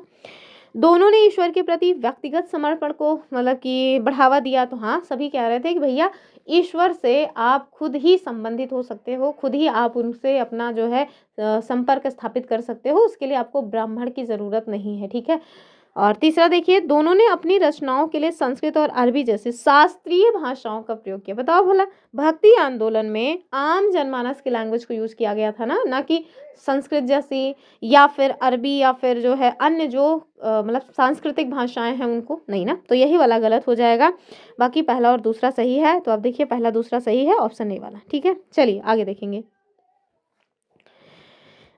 चलिए नेक्स्ट क्वेश्चन देखिए, बस खत्म हो गया। हाँ, इसमें मैंने आपको काफ़ी सारे क्वेश्चन कराए, 15 ऐसे कराए, 10 ऐसे, 25 मतलब मेरे ख्याल से 30-35 क्वेश्चंस मैंने इस टॉपिक का करवा दिया। तो इस भरोसे के साथ करवाया है कि लगभग सारे के सारे एग्जाम के पॉइंट ऑफ व्यू से इंपॉर्टेंट जो पॉइंट्स हैं वो आपके कवर हो गए होंगे। चलिए अगला जो चैप्टर है वो देखते हैं, और अगला जो चैप्टर है वो है हमारा चैप्टर 9, जिसमें आपको क्षेत्रीय संस्कृतियों के निर्माण से संबंधित जो क्वेश्चंस हैं वो देखने को मिलेंगे। और हाँ, एनसीईआरटी मस्ट है इसमें पढ़ना आपको। अगर आपने एनसीईआरटी नहीं पढ़ी तो ये आपका चैप्टर पूरा नहीं माना जाएगा। तो प्लीज़ प्लीज़ प्लीज़ मेरी रिक्वेस्ट है कि एनसीईआरटी पढ़ लीजिएगा, ज़्यादा टाइम नहीं लगेगा और मैं कल ही भेज दूंगी। ठीक है, ये जैसे ही सेशन समाप्त होगा उसके अगले दिन ही आपको जो पीडीएफ है वो प्रोवाइड करवा दी जाएगी, और जो पिछली पीडीएफ्स हैं वो भी हमने भेज दी है अपने टेलीग्राम चैनल पे।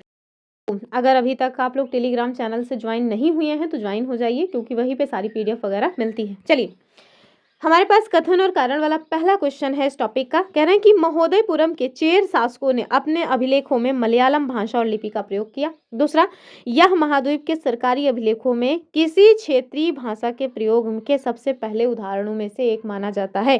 बताइए क्या हो जाएगा इसका उत्तर। ये देखिए, हमारे पास क्या है, कूट है। चलिए, तो ध्यान रखिएगा, इसका जो सही उत्तर है वो हो जाएगा कि कथन ठीक है, कारण भी ठीक है कि जो महोदयपुरम है उसके चेर शासकों के द्वारा उनके द्वारा जो अभिलेख वगैरह लिखवाए गए वो उनकी जो लोकल लैंग्वेज थी, चूंकि ये केरल से संबंधित थे और चेर शासक ये केरल से संबंधित थे, और केरल की जो लोकल लैंग्वेज थी वो थी मलयालम। ठीक है, तो उनके द्वारा इसी भाषा और लिपि का प्रयोग किया गया। ठीक, और ये सरकारी दस्तावेजों में यूज़ की जाने वाली, मतलब सरकारी दस्तावेजों में लोकल लैंग्वेज को यूज़ किया जाए, इसका पहला एग्जाम्पल है जो आपको चेर शासकों में देखने को मिलता है। कथन सही है, कारण सही है, लेकिन आप देखिए कारण जो है ना वो कथन की व्याख्या नहीं करेगा। क्यों? क्योंकि जो महोदयपुरम के चेर शासक हैं उन्होंने अपनी अभिलेख में मलयालम और जो वहाँ की लिपि है उसको यूज़ किया, क्योंकि ये उपमहाद्वीप के सरकारी अभिलेखों में किसी क्षेत्रीय भाषा के प्रयोग का सबसे पहला एग्जाम्पल था। नहीं, बिल्कुल नहीं, ये तो मतलब उल्टा सीधा हो जाएगा ना। तो इस वजह से कथन ठीक है, कारण ठीक है, लेकिन कारण जो है वो कथन की इसमें व्याख्या नहीं कर रहा है। ठीक, चलिए आगे देखिए। तो देखिए, दोनों ही स्टेटमेंट एकदम सही है, लेकिन महोदयपुरम का चेर राज 9वीं शताब्दी में स्थापित हुआ था। उन्होंने मलयालम का प्रयोग किया जो कि क्षेत्रीय भाषा के प्रयोग का शुरुआती उदाहरण माना जाता है, लेकिन यह नहीं बताता कि उन्होंने क्यों इसको प्रयोग किया था। ठीक है, बल्कि ये एक अतिरिक्त तथ्य है, इसलिए दोनों सही तो हैं पर जो व्याख्या है वो नहीं हो रही है। ठीक है, चलिए आगे देखेंगे।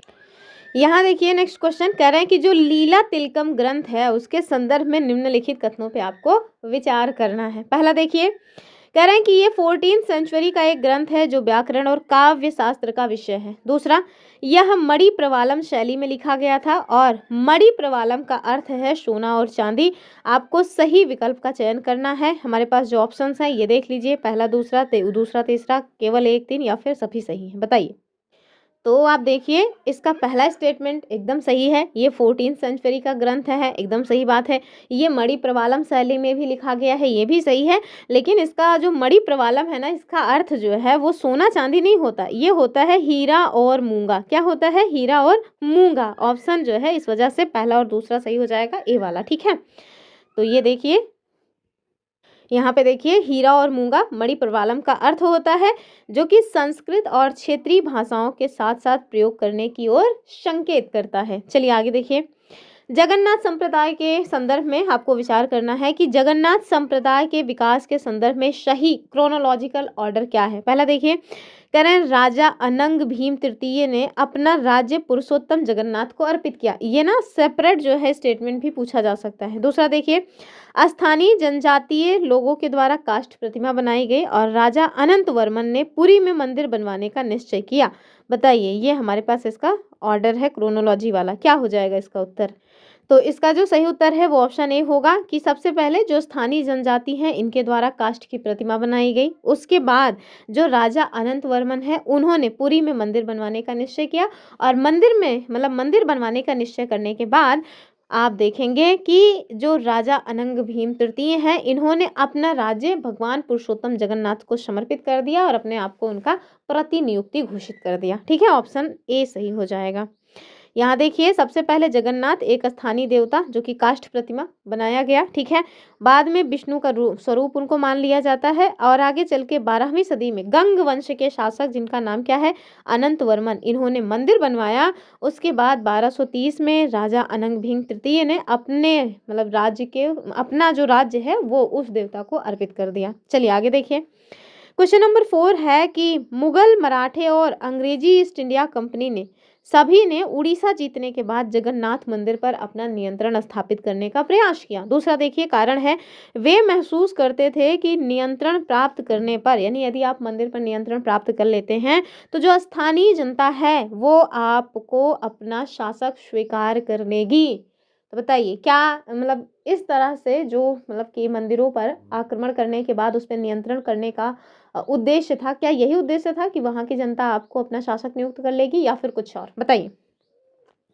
तो ध्यान रखिएगा, एकदम सही बात है, कथन और कारण सही है। कारण कथन की व्याख्या भी कर रहा है, क्योंकि जो मुगल, मराठे और अंग्रेजी ईस्ट इंडिया कंपनी इन सभी ने उड़ीसा को जीतने के बाद जगन्नाथ मंदिर पर अपना नियंत्रण स्थापित करने का प्रयास किया, चाहे वो सफल रहे चाहे असफल रहे। और ऐसा वो क्यों करना चाह रहे थे? क्योंकि उनका मानना था कि स्थानीय जनता उनको अपना शासक मान लेगी यदि वो मंदिर पर नियंत्रण प्राप्त कर लेते हैं। ठीक है, तो क्या हो जाएगा? कथन कारण सही है, कारण कथन की सही व्याख्या भी कर रहा है, यानी ऑप्शन ए। ठीक है, चलिए आगे देखेंगे। यहाँ आपसे कह रहे हैं कि राजपूत परंपराओं और चारण भाटों की भूमिका के बारे में कौन सा स्टेटमेंट गलत है? आपको रॉन्ग स्टेटमेंट बताना है। पहला देखिए, चारण भाटों के द्वारा गाए गए गीत सूरवीरों की स्मृति को सुरक्षित रखते हैं। हाँ भाई, ये बात तो सही है, ठीक है। फिर देखिए, ये कहानियां केवल पुरुषों को प्रेरित करने के लिए थी, स्त्रियों का इसमें कोई स्थान नहीं था। अब एक बार समझ जाइएगा, यहाँ पे कह रहे हैं कहानियों में अक्सर स्वामी भक्ति, मित्रता, प्रेम और शौर्य जैसे संवेगों का चित्रण होता था। एकदम सही बात है। कह रहे हैं स्त्रियां अपने शूरवीर पतियों का जीवन मरण दोनों का ही अनुसरण करती थी, जिससे आपको सती प्रथा जैसी जो चीजें हैं वो इनकी कविताओं में या इनके जो मतलब की कहानियां कही जाती थी उसमें मिलती है। तो ये बात भी सही है। तो ध्यान रखिएगा, इसमें दूसरा वाला ही गलत है, क्योंकि जो कहानियां इनके द्वारा मतलब कि कही जाती थी उसमें महिला और पुरुष दोनों की ही बातें होती थी। भले ही महिलाओं को केवल और केवल इस नज़र से देखा गया है कि महिलाएं युद्ध का कारण बनती थी। जैसे आप देखिए, पृथ्वीराज तृतीय, ठीक है, जो पृथ्वीराज चौहान हैं, उनके बारे में आपको एक कहानी सुनने को मिलती है कि संयोगिता का उन्होंने अपहरण किया था, ठीक है, और आगे चल के फिर हाथ धोना पड़ा था अपने साम्राज्य से ही। क्यों? क्योंकि संयोगिता के जो पिता हैं उन्होंने मदद की थी जो उनके विरोधी थे उनकी, ठीक है। तो इस तरह से महिलाओं को देखा गया है, मतलब बहुत सम्मानित दृष्टि से भले ही नहीं देखा गया है, लेकिन उनका स्थान रहा है। और कभी कभी तो थोड़ा भाई देखिए, सती प्रथा जैसी जो चीज़ें हैं वो भी आपको देखने को मिल जाएंगी कि जो पत्नी है वो ना केवल जीवित रहने पर बल्कि पति की मृत्यु के बाद भी उसका साथ नहीं छोड़ती थी, मतलब जल भून के मर जाया करती थी। बहुत घटिया पद्धति थी उस टाइम की, सती प्रथा जैसी। चलिए आगे देखेंगे। यहाँ आपसे कह रहे हैं कि कथक नृत्य शैली के विकास के चरणों को आपको सुमेलित करना है। क्या ये सबसे पहले मुगल दरबार में डेवलप हुई, या फिर भक्ति आंदोलन में 15वीं 16वीं शताब्दी में, या फिर ब्रिटिश काल में? चलिए इसको ना दरअसल एग्जैक्ट आपको बताना है कि इस टाइम पीरियड में इसमें क्या डेवलपमेंट हुई। तो टोटल 4 जो है आपको यहाँ पे समय दिया गया है। मुगल दरबार, भक्ति आंदोलन, ब्रिटिश काल, अवध के नवाब, और कह रहे हैं कि रासलीला के रूप में एक विशिष्ट शैली बनी और 2 घरानों में डेवलप हुई। इसे नापसंद किया गया लेकिन गणिकाओं के द्वारा जीवित रखा गया और वाजिद अली शाह के संरक्षण में प्रमुख कला का रूप बन गया। अब देखिए, कुछ पता हो या ना पता हो, ये तो हमें पता है कि जो अवध के नवाब थे, क्या नाम था उनका? वाजिद अली शाह, ठीक है। इनके टाइम पीरियड में संरक्षण किसको मिला और ये कला का प्रमुख रूप बन गया। तो ये तो डी का 4 हो जाएगा, और डी का 4 लेकिन देखिए 3 जगह दिया है, तो इसका उत्तर यहाँ से आपको नहीं मिलेगा। और फिर देख लीजिए और कौन सा इसमें होगा, तो देखिए जो ब्रिटिश काल है उसमें तो इसको पसंद किया नहीं जाएगा, क्योंकि ब्रिटिश जो है ना वो भारत के किसी भी कल्चर को नहीं पसंद करते थे। तो 19वीं 20वीं सदी में जब ब्रिटिश काल आया तो इसमें इसको नापसंद किया गया था, तो सी का 3 हो जाएगा। ठीक है, सी का 3 दो जगह है तो इससे भी उत्तर नहीं मिला। आगे देखिए मुगल दरबार, तो मुगलों के टाइम पीरियड में देखिए ये एक विशिष्ट शैली बनी और 2 घरानों में विकसित हुई थी। तो ये तो भैया ए का हो जाएगा 2, और ए का 2 देखिए 2 जगह है। ठीक है, यहाँ भी है यहाँ भी है, लेकिन कम से कम ये वाला तो उत्तर नहीं होगा। तो ए का 2 हो गया। फिर देखिए बचा क्या हमारे पास कि भक्ति आंदोलन 15वीं 16वीं शताब्दी में कहाँ गया, ये हो जाएगा कि ये रास लीला के रूप में लोक नृत्य के साथ जुड़ गई, अर्थात बी का 1, ये इसका उत्तर हो जाएगा ऑप्शन ए वाला। ठीक है, हम लोगों के यहाँ देखिए अजान हो रहा है, सुनाई दे रहा होगा आप लोगों को। तो ध्यान दीजिए कि भक्ति आंदोलन के दौरान रास लीला और लोक नृत्य के रूप में ये डेवलप हुई। कौन सी बात है, ये कथक की बात हो रही है या फिर और किसी चीज की बात हो रही है? कथक नृत्य शैली की ही बात हो रही है। ठीक है, अब मुगलों के दरबार में ये विशिष्ट शैली के रूप में डेवलप हुई और 2 घरानों में डेवलप होती है, एक तो लखनऊ घराना और दूसरा जयपुर घराना। तीसरा वाजिद अली शाह जो अवध के नवाब थे, इनके टाइम पीरियड में ये प्रमुख कला का रूप ले लेती है, लेकिन ब्रिटिशों को द्वारा यानी कि जो ब्रिटिशर्स आए हमारे यहाँ उन्होंने इसको नापसंद किया, लेकिन जो गणिकाएं वगैरह थी उन्होंने इस शैली को जिंदा रखा और अभी तो ये देखिए कथक शास्त्रीय नृत्य का दर्जा प्राप्त कर चुका है। भारत देश में टोटल 6 शास्त्रीय नृत्य हैं और उसी से रिलेटेड ये क्वेश्चन अगला वाला है कि निम्नलिखित में कौन सा नृत्य रूप और राज्य का सही मिलान नहीं है, आपको ये बताना है। तो चलिए बताइए कौन सा इसका सही मिलान नहीं है। तो भरतनाट्यम भाई ये तो तमिलनाडु का ही है, ये तो सही है। कथकली ये तो केरल का ही है, लेकिन कथक ध्यान रखिएगा, कथक और कथकली दोनों अलग है। कथक तो अपने यूपी का है, कथकली केरल का है। कुचिपुड़ी को देखिए कह रहे हैं उड़ीसा का, अरे बाबू कुचिपुड़ी उड़ीसा नहीं आंध्रा का है। कहाँ का है? आंध्र प्रदेश का। बाकी मणिपुरी तो मणिपुर का ही है, बाकी सब सही है, बस ये वाला गलत है, ऑप्शन सी। चलिए आगे देखिए, और जो हमारा अगला क्वेश्चन है कह रहे हैं कि 1739 में नादिर शाह के आक्रमण का पहाड़ी चित्रकला पर क्या प्रभाव पड़ा, ये आपको बताना है। कह रहे हैं कि जो पहाड़ी चित्रकला है वो पूरी तरह से समाप्त हो गई। अब देखिए अचानक से ना कुछ भी पूरी तरह से समाप्त नहीं होता। कह रहे हैं मुगल कलाकार पहाड़ी क्षेत्रों की ओर पलायन कर गए, जिससे वहां पे कांगड़ा शैली डेवलप हुई। तो हाँ ये बात एकदम सही है। ठीक है, ऑप्शन बी एकदम सही हो जाएगा। ठीक है, कि 1739 में जब नादिर शाह का आक्रमण हुआ दिल्ली पर, तो उसके बाद आप देखिए कि दिल्ली की अनिश्चितताओं से बचने के लिए मुगल कलाकार पहाड़ी क्षेत्रों में क्या कर गए, प्रवास कर गए, यानी हिमाचल प्रदेश की तरफ चले गए। वहां उनको आश्रय मिला, जिससे एक नई शैली का जन्म होता है, जिसको कहा जाता है कांगड़ा शैली। आगे देखिए, बशोहली और कांगड़ा चित्रकला शैली के मध्य क्या मुख्य अंतर था, ये आपको बताना है। कह रहे हैं बशोहली में वैष्णव परंपराएं थी, जबकि कांगड़ा में नहीं। दूसरा, बशोहली एक साहसपूर्ण और भावप्रवण शैली थी, जबकि कांगड़ा शैली में कोमल रंग जैसे ठंडे ही मतलब कि नीले और हरे रंगों का प्रयोग होता था। और तीसरा देखिए, कांगड़ा शैली में भानुदत्त की रस मंजरी चित्रित की गई थी। और चौथा क्या है कि बशोहली शैली मुगलों के आने के बाद डेवलप हुई, कांगड़ा पहले से ही डेवलप हुई थी। अभी हम लोगों ने यहाँ पे देखा था कि जो कांगड़ा शैली है ये कब डेवलप हुई है, जब नादिर शाह का आक्रमण हुआ है उसके बाद। चलिए बताइए इसका सही उत्तर क्या हो जाएगा।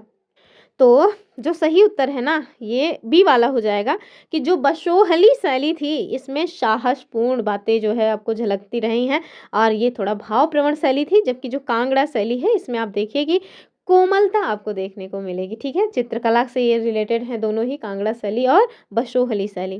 तो यहाँ देखिए बशोहली जो है ये साहसपूर्ण और मतलब कि भावप्रवण शैली है, बोल्ड और एकदम इंटेंस। ठीक है, और इसकी एक प्रसिद्ध पुस्तक है जिसका नाम है रसमंजरी।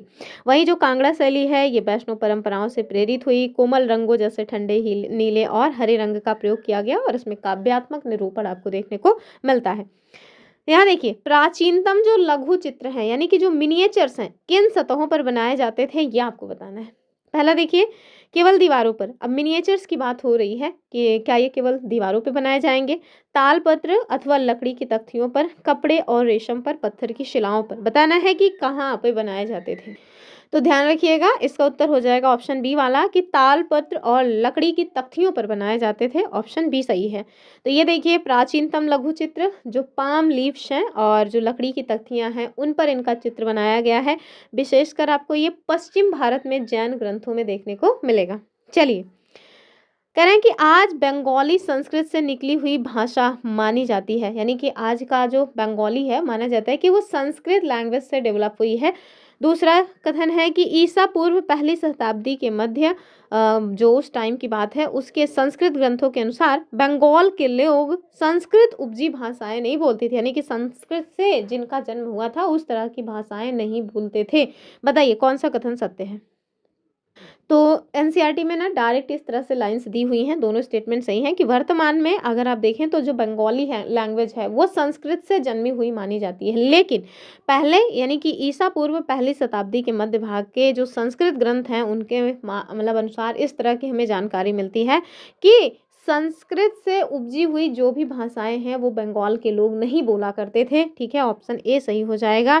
ठीक है, तो आप देखिए कि दोनों ही कथन सत्य हैं। बंगाल के लोग पहले संस्कृत आधारित भाषा को नहीं बोलते थे। मगध के साथ वाणिज्यिक संबंधों और गुप्तवंशी शासकों के द्वारा ब्राह्मणों को बसाने के कारण संस्कृत का जो प्रभाव मतलब कि प्रभाव है वो थोड़ा बढ़ गया और बंगाली लैंग्वेज जो है वो डेवलप हुई। चलिए आगे देखिए। बंगाली साहित्य की दो श्रेणियों के बारे में आपको यहाँ पे पॉइंट्स दिए गए हैं और आपको सही मिलान करना है। एक साइड श्रेणी है, दूसरी साइड एग्जाम्पल है। पहला देखिए, संस्कृत की जो ऋणी है वो साहित्य क्या कहलाती है, और दूसरा है संस्कृत से मतलब कि स्वतंत्र जीवनियां। चलिए मिलान करने के लिए आपको दो चीजें दी गई हैं। एक तो मैनामती गोपीचंद्र के गीत नाथ साहित्य और दूसरा है मंगल काव्य श्री चैतन्य देव की जीवनी। बताइए क्या हो जाएगा इसका मिलान।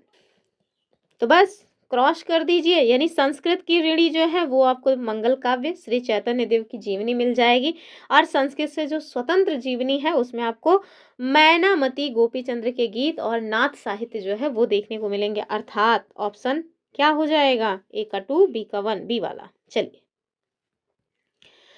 यहाँ देखिए, संस्कृत की ऋणी जो है मंगल काव्य और भक्ति साहित्य, जिसमें आपको चैतन्य भगवान जो मतलब चैतन्य है उनकी जीवनी, क्योंकि ये अनुवाद या संस्कृत पर आधारित थी। और यहीं अगर आपसे स्वतंत्र की बात करें तो नाथ साहित्य, मैनामती गोपीचंद्र, लोक कथाएं और परिकथाएं वगैरह हैं।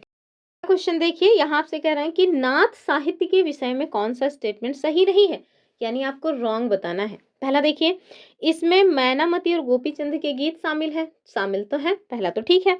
ये विशेष रूप से पूर्वी बंगाल में लोकप्रिय था, ये बात भी ठीक है। कह रहे हैं कि ये कृतियां लिखित रूप से सुरक्षित की गई थी और इनका काल निर्णय सरल था। और चौथा कि इसमें कह रहे हैं धर्म ठाकुर की पूजा से संबंधित कहानियां हैं और आपको रॉन्ग बताना है इसमें।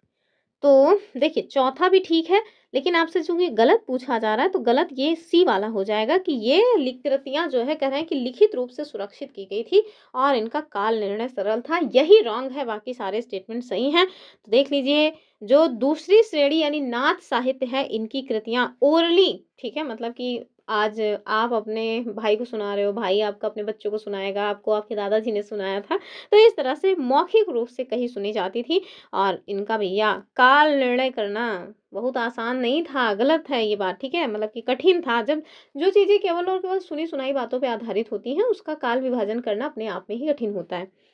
यहाँ देखिए अगला क्वेश्चन, कह रहे हैं कि 16th सेंचुरी में बंगाल में पश्चिमी क्षेत्रों से दक्षिण पूर्वी क्षेत्रों में जो माइग्रेशन है उसका क्या मुख्य कारण।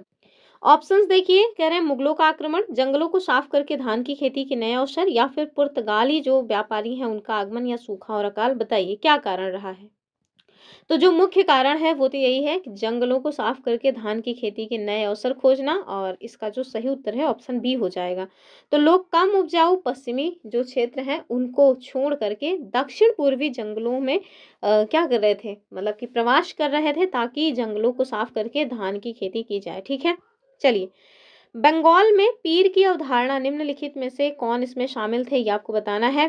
सूफी और अन्य धार्मिक महानुभाव, देवत्व प्राप्त सैनिक और योद्धा, हिंदू और बौद्ध देवी देवता, या फिर जीवात्माएं, ये आपको बताना है कि बंगाल में पीर की अवधारणा में कौन शामिल थे। बताइए।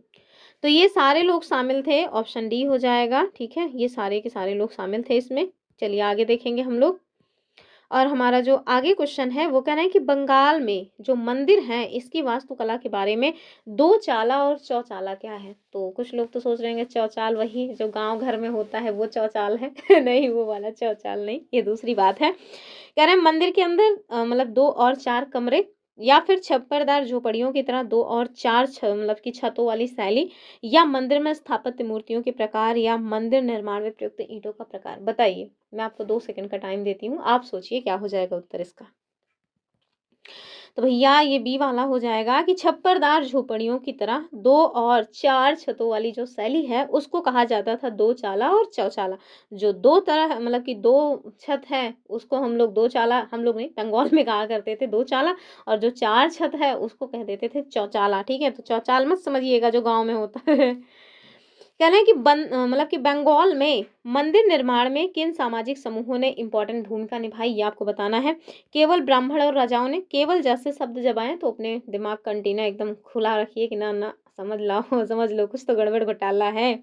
फिर निम्न सामाजिक समूहों जैसे कालू तेली और कंसारी घंटा धातु कारीगर ने, केवल मुगल अधिकारियों ने, या फिर पुर्तगाली जो व्यापारी थे उनके द्वारा। तो जाहिर सी बात है बी वाला हो जाएगा कि मंदिर निर्माण में जिन सामाजिक समूहों ने इम्पोर्टेंट भूमिका निभाई उसमें ये सारे लोग शामिल थे, ऑप्शन बी। चलिए आगे देखिए। तो अनेक मंदिर निम्न सामाजिक समूहों जैसे कालू, जो कालू है वो कौन है भैया, तेली समूह थे, और कंसारी जो कि घंटा धातु के कारीगर थे वो। इसके साथ साथ जैसे जैसे उनकी आर्थिक स्थिति सुधरती गई उन्होंने अपनी प्रतिष्ठा दर्शाने के लिए मंदिर बनवाने का काम किया। चलिए आगे देखेंगे। बंगाल में मंदिरों जैसे विष्णुपुर की सजावट की मुख्य विशेषता क्या थी, ये आपको बताना है। संगमरमर की नक्काशी, या फिर सोने की परत, पक्की मिट्टी यानी टेराकोटा की पट्टियां, या फिर कांच के काम यानी ग्लास वर्क। बताइए। तो इसका जो सही उत्तर हो जाएगा वो हो जाएगा पक्की मिट्टी यानी टेराकोटा की पट्टियां लगाई जाती थी। कहाँ पे, सजावट करने के लिए। ठीक है? तो मंदिर की जो बाहरी दीवार है उन पे जो चित्रकारी की जाती थी, सजावटी टाइल अथवा मिट्टी की पट्टियों से इसको सजाया जाता था। विष्णुपुर जो कि बांकुड़ा जिले में है, वहाँ के मंदिरों में ये उत्कृष्ट कोटि की कारीगरी या ये उत्कृष्ट कोटि की जो सजावट है वो आपको देखने को मिलती है। ये देखिए बहुत बहुत बहुत इंपॉर्टेंट है कि बृहद धर्म पुराण में क्या बात की गई, यानी कि उसके संदर्भ में क्या सत्य है। कह रहे हैं 13वीं 14वीं शताब्दी में बंगाल का ग्रंथ है जिसने मछली खाने पर पूर्ण प्रतिबंध लगाया। नहीं, देखिए बंगाल में ना मछली चावल आज भी आप देखिए कि बहुत ज़्यादा मतलब कि पसंद किया जाता है, और जहाँ पे जो चीज़ बहुत ज़्यादा उपलब्ध होती है वहाँ लगभग लगभग उस चीज़ को हर एक मतलब कि कास्ट से बिलोंग करने वाले लोग खाने लगते हैं। यहाँ पे आप देखिए जो बृहद धर्म पुराण है उसमें ये बात देखने को मिलती है कि यह 13वीं शताब्दी का संस्कृत ग्रंथ था जिसने बंगाल के ब्राह्मणों को कुछ खास किस्म की जो मछली है उसको खाने की अनुमति दी थी। ठीक है? तो कोई लोग अभी अगर इसको देख रहे हों और ये कहें कि अरे ये सरासर गलत है, ऐसा नहीं है, ब्राह्मण मछली नहीं खाते थे, तो भैया मैं नहीं कह रही हूँ, ये बृहदधर्म पुराण से इस बात की जानकारी मिलती है कि कुछ खास तरह की मछलियों को खाने का मतलब खाने की छूट मिली हुई थी बंगाल में ब्राह्मणों को। ठीक है? तो इस बात को याद रखिएगा, ऑप्शन बी सही हो जाएगा। चलिए आगे देखिए। क्षेत्रीय संस्कृतियों की प्रकृति के बारे में सटीक कथन आपको चुनना है। पहला देखिए, वे युग युगांतरों से अपरिवर्तित रही हैं, क्या मतलब उसमें कोई चेंज नहीं हुआ है। वे पूरी तरह से बाहरी प्रभाव से मुक्त होकर डेवलप हुई हैं। वे स्थानीय परंपराओं और उपमहाद्वीप के अन्य भागों के विचारों के आदान प्रदान से डेवलप हुई और एक जटिल प्रक्रिया का परिणाम है। तो बस ज़्यादा आगे बढ़ने की ज़रूरत नहीं है, यही हो जाएगा, क्योंकि जहाँ पे 2 तरह की संस्कृतियाँ हैं वहाँ एक दूसरे से कुछ ना कुछ चीज़ें ले करके ही डेवलप होती हैं। तो उसका उत्तर हो जाएगा ऑप्शन सी वाला। ठीक है? चलिए ये वाला चैप्टर भी खत्म। लास्ट चैप्टर है ये हमारा चैप्टर 10, और ये बहुत महत्वपूर्ण है। इसमें आप देखेंगे कि जो मुगल साम्राज्य है कैसे उसके पतन के उसका मतलब कि पतन हो रहा है, और जो उनके पहले सामंत वगैरह थे वो अपने अपने नए नए जो राज्य हैं उसको डेवलप करेंगे। तो वहाँ से रिलेटेड इसमें खूब क्वेश्चंस बन जाते हैं। तो ध्यान रखिएगा 18वीं शताब्दी में जो नए राजनीतिक गठन है उससे संबंधित यहाँ पे आपको क्वेश्चंस देखने को मिलेगा, और ये क्लास 7 का लास्ट चैप्टर है। इसके बाद क्लास 7 की एनसीईआरटी हमारी समाप्त हो जाएगी। क्लास 8 की तो पहले ही करवा चुके हैं। कथन देखिए, औरंगजेब के उत्तराधिकारियों के लिए मनसबदारों के शक्तिशाली वर्गों को वश में रखना केंद्रीय सत्ता के लिए कठिन हो गया था। तो देखिए 1707 में जब औरंगजेब की मृत्यु होती है ना, तो वहीं से माना जाता है कि मुगल साम्राज्य का जो पतन है वो स्टार्ट हो जाता है, क्योंकि इन लोगों के जितने भी उत्तराधिकारी हुए वो सब वीक थे, यानी कि कमज़ोर थे। तो ये बात उस तरह से आप देखिए एकदम सही हो जाएगी। कारण क्या है कि सूबेदार के रूप में नियुक्त जो अभिजात वर्ग के लोग थे, वो अक्सर राजस्व और सैन्य प्रशासन यानी दीवानी और फौजदारी दोनों ही कार्यालयों पर अपना नियंत्रण रखने लगे, ठीक है। और इससे क्या हुआ, इससे ये हुआ कि मतलब जो मुगल साम्राज्य है, जो दिल्ली में बैठे हुए लोग हैं, उनको राजस्व जो है वो बहुत कम मिलने लगा, ठीक है। तो ये बात एकदम सही है, कथन भी सही है, कारण भी सही है, और कारण कथन की सही व्याख्या भी कर रहा है, ऑप्शन ए सही हो जाएगा, ठीक है। तो औरंगजेब के बाद जो भी शासक हुए, उनके समय प्रशासन की कुशलता खत्म होने लगी थी। सूबेदारों के पास दीवानी यानी कि राजस्व वसूल करना और साथ में फौजदारी यानी सैन्य, दोनों ही शक्तियां इन लोगों के पास हो गई थी, और इससे वो बहुत ज़्यादा ताकतवर हो गए। और जब केंद्रीय सत्ता कमजोर हो तो फिर भैया जो अन्य लोग हैं वो ताकतवर हो ही जाते हैं। चलिए आगे देखिए। यहाँ देखिए 18वीं सदी में हुए जो कृषक और जमींदारों के विद्रोह हैं, इसके संदर्भ में कौन सा कथन सही है, आपको ये बताना है। कह रहे हैं ये केवल मुगल सत्ता की राजनीतिक कमजोरी का परिणाम थे, केवल लगा है, समझ जाइए। कह रहे हैं कि कई बार ये विद्रोह बढ़ते हुए टैक्स के भार के विरुद्ध किए गए थे। और तीसरा, शक्तिशाली सरदारों के द्वारा अपनी स्थिति को सुदृढ़ बनाने की कोशिशों मतलब जो कोशिश है, इन लोगों ने भी इन विद्रोहों को आगे बढ़ाने में मदद की, या फिर ये इसके कारक के रूप में रहे हैं। बताइए, ये आपके पास क्या है, कूट, बताइए क्या हो जाएगा इसका उत्तर। तो पहले वाले में तो मैंने पहले ही कह दिया था भैया अलर्ट हो जाओ, केवल लगा है तो पहला जहाँ जहाँ हो उसको पहले ही निपटा दीजिए। उत्तर देखिए मिल गया, ऑप्शन बी वाला, ठीक है। यानी कि दूसरा और तीसरा एकदम सही है। तो जो 18वीं सदी में कृषक और जमींदार विद्रोह हुए थे, उसमें आपको क्या देखने को मिलेगा कि कई बार जो बहुत ज़्यादा टैक्स बढ़ा दिया जाता था, इसके विरोध में ये आंदोलन हुए। और दूसरा, जो शक्तिशाली सरदार थे, इनके द्वारा अपनी स्थिति को सुदृढ़ बनाने की कोशिशें जो हैं, इन्होंने भी इन विद्रोहों को बढ़ावा देने में मदद की थी। ऑप्शन 2 और 3 सही हो जाएगा। चलिए आगे देखिए। कह रहे हैं कि कालानुक्रम यानी क्रोनोलॉजिकल जो ऑर्डर है, उसमें आपको व्यवस्थित करना है। नादिर शाह पर दिल्ली का नादिर शाह का दिल्ली पर आक्रमण, अहमद शाह अब्दाली का पहला आक्रमण, पानीपत की तीसरी लड़ाई और औरंगजेब की मृत्यु। तो औरंगजेब की मृत्यु याद रखिएगा, ये 1707 की घटना है, ठीक है। चलिए मिलान कीजिए इसको। तो सबसे पहले ना इसमें आप औरंगजेब की मृत्यु हुई समझिए, क्योंकि जैसे ही उनकी मृत्यु हुई ना, उसके बाद जब वीक सक्सेसर्स आए, तो फिर आप देखिए पतन की ओर जो है जो चीज़ें हैं वो आपको देखने को मिलती हैं। तो सबसे पहले आप इनको निपटा दीजिए। तो सबसे पहले जब आप इनको निपटाएंगे तो 3 ऑप्शन आपके पास बचेगा, ठीक है। फिर आप देखिए नादिर शाह का दिल्ली पर आक्रमण, तो ये 1739 की घटना है। अहमद शाह अब्दाली का जो आक्रमण है, पहला आक्रमण, और पानीपत की तीसरी लड़ाई, ये तो 1761 की है। 1748 के आसपास ये जो अहमद शाह अब्दाली है, इसका पहला आक्रमण देखने को मिलता है। तो इस हिसाब से अगर हम देखें तो पहले तो आ गया ये औरंगजेब की मृत्यु, क्योंकि 1707 में हुई, ठीक है। उसके बाद फिर हम लोग नादिर शाह का जो दिल्ली पर आक्रमण है उसको मिलाएंगे, तो इस हिसाब से आप देखिए ये वाला ऑप्शन एलिमिनेट हुआ। फिर हम लोग देखेंगे कि अहमद शाह अब्दाली का जो पहला आक्रमण है वो हुआ, यानी कि दूसरा, और उसके बाद ये हुआ तीसरा, यानी ए वाला इसका उत्तर बनना चाहिए, ठीक है। तो यही वाला है कि आप देखिए औरंगजेब की मृत्यु 1707 में हुई, नादिर शाह का आक्रमण 1739 में हुआ, अहमद शाह अब्दाली के जो आक्रमण है वो शुरुआती फेज उसके कब देखने को मिलते हैं, 1748 से। पानीपत की जो तीसरी लड़ाई है, ये मराठा और अब्दाली के मध्य हुई थी, जो कि 1761 की घटना है। चलिए आगे देखिए। यहाँ देखिए आपसे क्वेश्चन पूछा जा रहा है कि 18वीं शताब्दी के राज्यों, जिसमें आपको अवध, बंगाल, हैदराबाद, इनके बारे में क्वेश्चन है कि इनकी सामान्य विशेषताओं के बारे में क्या गलत है, आपको रॉन्ग बताना है। चलिए थोड़ा बड़ा करते हैं। पहला देखिए कि वे जागीरदारी व्यवस्था को संदेह की दृष्टि से देखते थे, और दूसरा, उन्होंने राजस्व वसूली के लिए इजारेदारों के साथ ठेके किए, और तीसरा, उन्होंने मुगल बादशाह से औपचारिक तौर पर अपने संबंध पूरी तरह से तोड़ लिए, और तीसरा, इन राज्यों में बैंकरों और महाजनों का प्रभाव बढ़ता गया। आपको गलत बताना है, बताइए। तो ध्यान रखिएगा, इन लोगों के द्वारा ना औपचारिक तौर पे अपने संबंध नहीं तोड़े गए थे। बस ये लोग क्या काम करते थे कि भैया आप समझो कि आप ही हमारे कि राजा महाराजा हो, लेकिन अपने यहाँ हम स्वतंत्र रूप से शासन कर रहे हैं, आपको नजराना वगैरह देते रहेंगे, ठीक है। तो इन्होंने औपचारिक रूप से अपने जो संबंध है वो नहीं तोड़े थे, बाकी सारे पॉइंट सही हैं, ठीक है। चलिए, हैदराबाद की निजामुल मुल्क आशफ जाह के संदर्भ में कौन सा कथन सही है, ये आपको बताना है। तो निजामुल मुल्क के द्वारा क्या किया गया था, हैदराबाद राज्य की स्थापना की गई थी, वहीं से संबंधित क्वेश्चन है कि वो मुगल बादशाह फरुख शेर के दरबार का सदस्य था। दूसरा, उसे पहले अवध की सूबेदारी सौंपी गई, बाद में वो दक्कन का कार्यभार संभाल लिया। उसने पूर्व दिशा में कोरोमंडल तट पर अपना नियंत्रण स्थापित कर लिया था। आपको सही विकल्प का चुनाव करना है, बताइए। तो देखिए पहला दूसरा तो ठीक है, लेकिन ये जो तीसरा वाला है ये थोड़ा गलत है। तो देखिए जो मतलब कि निज़ामुल मुल्क आशफ जाह हैं, वो मुग़ल बादशाह फ़र्रुख़शेर के दरबार से संबंधित थे, एकदम ठीक बात है। और पहले इसको अवध की सूबेदारी मिली, बाद में वो दक्कन का भी कार्यभार सँभाल लेता है, ये बात भी ठीक है। तो पहला और दूसरा सही हो जाएगा, लेकिन तीसरा वाला गलत है, ठीक है? यहाँ पे देखिए कि आशफ जाह जो है वो कोरोमंडल तट यानी वस्त्र उत्पादक क्षेत्र कोरोमंडल तट पर उसका नियंत्रण करना चाहता था, लेकिन ब्रिटिश शक्ति की उपस्थिति के कारण उसकी जो महत्वाकांक्षा है उस पर रोक लग गई, अर्थात ब्रिटिश शक्ति से वो टकरा करके चूर चूर हो गया बेचारा, ठीक है? चलिए आगे देखेंगे। क्वेश्चन देखिए, यहाँ आपसे पूछा जा रहा है कि बुरहान उल मुल्क शहादत खान जो कि भैया अवध के संस्थापक माने जाते हैं, इनके बारे में कह रहे हैं कि इन्होंने मुगल प्रभाव को कम करने के लिए किस तरह के कदम उठाए, बताइए। पहला देखिए, कह रहे हैं उसने मुगल अधिकारियों यानी कि जो जागीरदारें हैं इनकी संख्या में कटौती की, और दूसरा उसने रिक्त स्थानों पर अपने निष्ठावान सेवकों को नियुक्त किया, और तीसरा है कि जागीर अधिकारियों के खातों की जांच की गई, या फिर ऑल ऑफ द अबव, बताइए।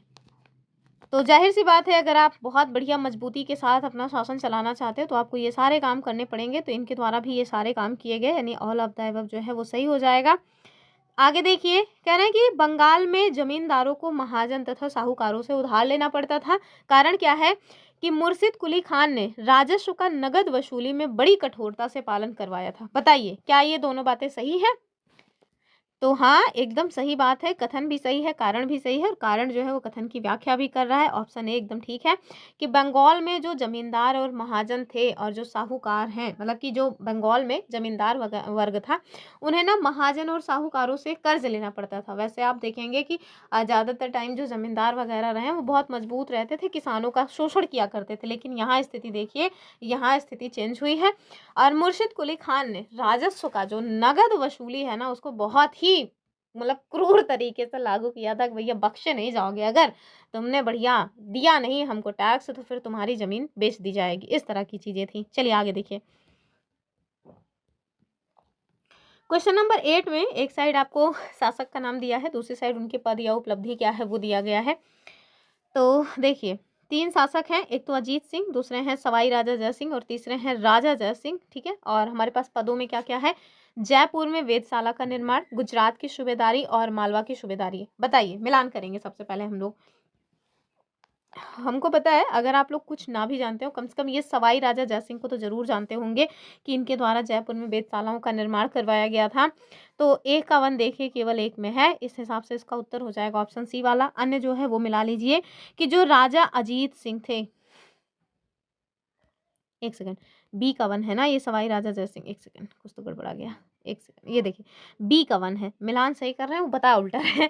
तो देखिए बी का वन अर्थात सवाई राजा जय सिंह, और बी का वन देखिए केवल एक जगह है, तो इसका उत्तर ये वाला हो जाएगा, ठीक है। ध्यान से, ऐसे गलतियां एग्जाम में ना होने पाए आपसे, तो जो भी गलतियां करनी है हमारे साथ यही पकड़ लीजिए खूब। अजीत सिंह की बात करें तो ए का 2 हो जाएगा, इन्हें गुजरात की सूबेदारी मिली हुई थी, और जो राजा जय सिंह हैं इनको मालवा की सूबेदारी मिली हुई थी। इस हिसाब से इसका उत्तर हो जाएगा ऑप्शन ए वाला। चलिए आगे देखिए। और या ये देखिए जो मतलब कि सवाई राजा जय सिंह हैं, इनको जो है मालवा की सूबेदारी मिली हुई थी, और इन्होंने 5 जगहों पर वेधशालाएं बनवाई थी, जंतर मंतर, ठीक है। और वो 5 जगह कौन से हैं, फौरन कमेंट करके आप मुझे बताइए, एनसीईआरटी में दिया है, आप देखिएगा उसको।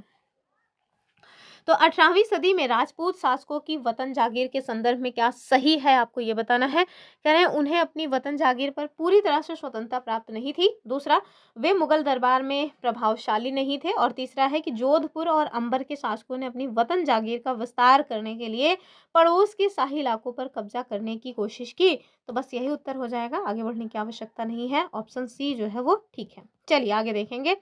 तो जोधपुर और अंबर के जो शासक हैं इन्होंने अपने वतनों के पास पड़ोस के जो भी शाही इलाके थे उनके कुछ हिस्सों पर कब्जा करने की कोशिश की, जैसे जोधपुर के नागौर को इन्होंने जीत लिया और अंबर ने बूंदी के कुछ हिस्सों को जीत लिया था। चलिए आगे देखें। राखी, तो क्या राखी सावंत की बात हो रही है क्या यहाँ पे? नहीं, ध्यान रखिएगा, राखी व्यवस्था की बात हो रही है जो कि सिखों के द्वारा स्टार्ट किया गया था। तो राखी व्यवस्था के अंतर्गत सिख क्या प्रदान करते थे ये आपको बताना है।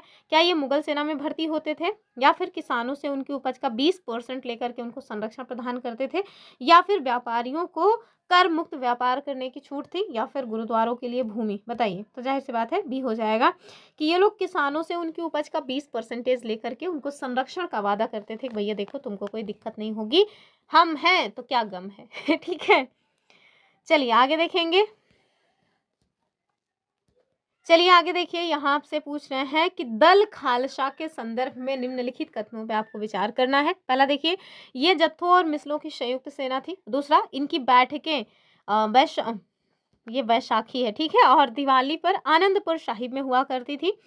और इन बैठकों के लिए सामूहिक निर्णयों को जो लिया जाता था उसे कहा जाता था गुरमत्ता। बताइए क्या हो जाएगा उत्तर, और ये आपके पास ऑप्शंस हैं, ठीक है। चलिए बताइए।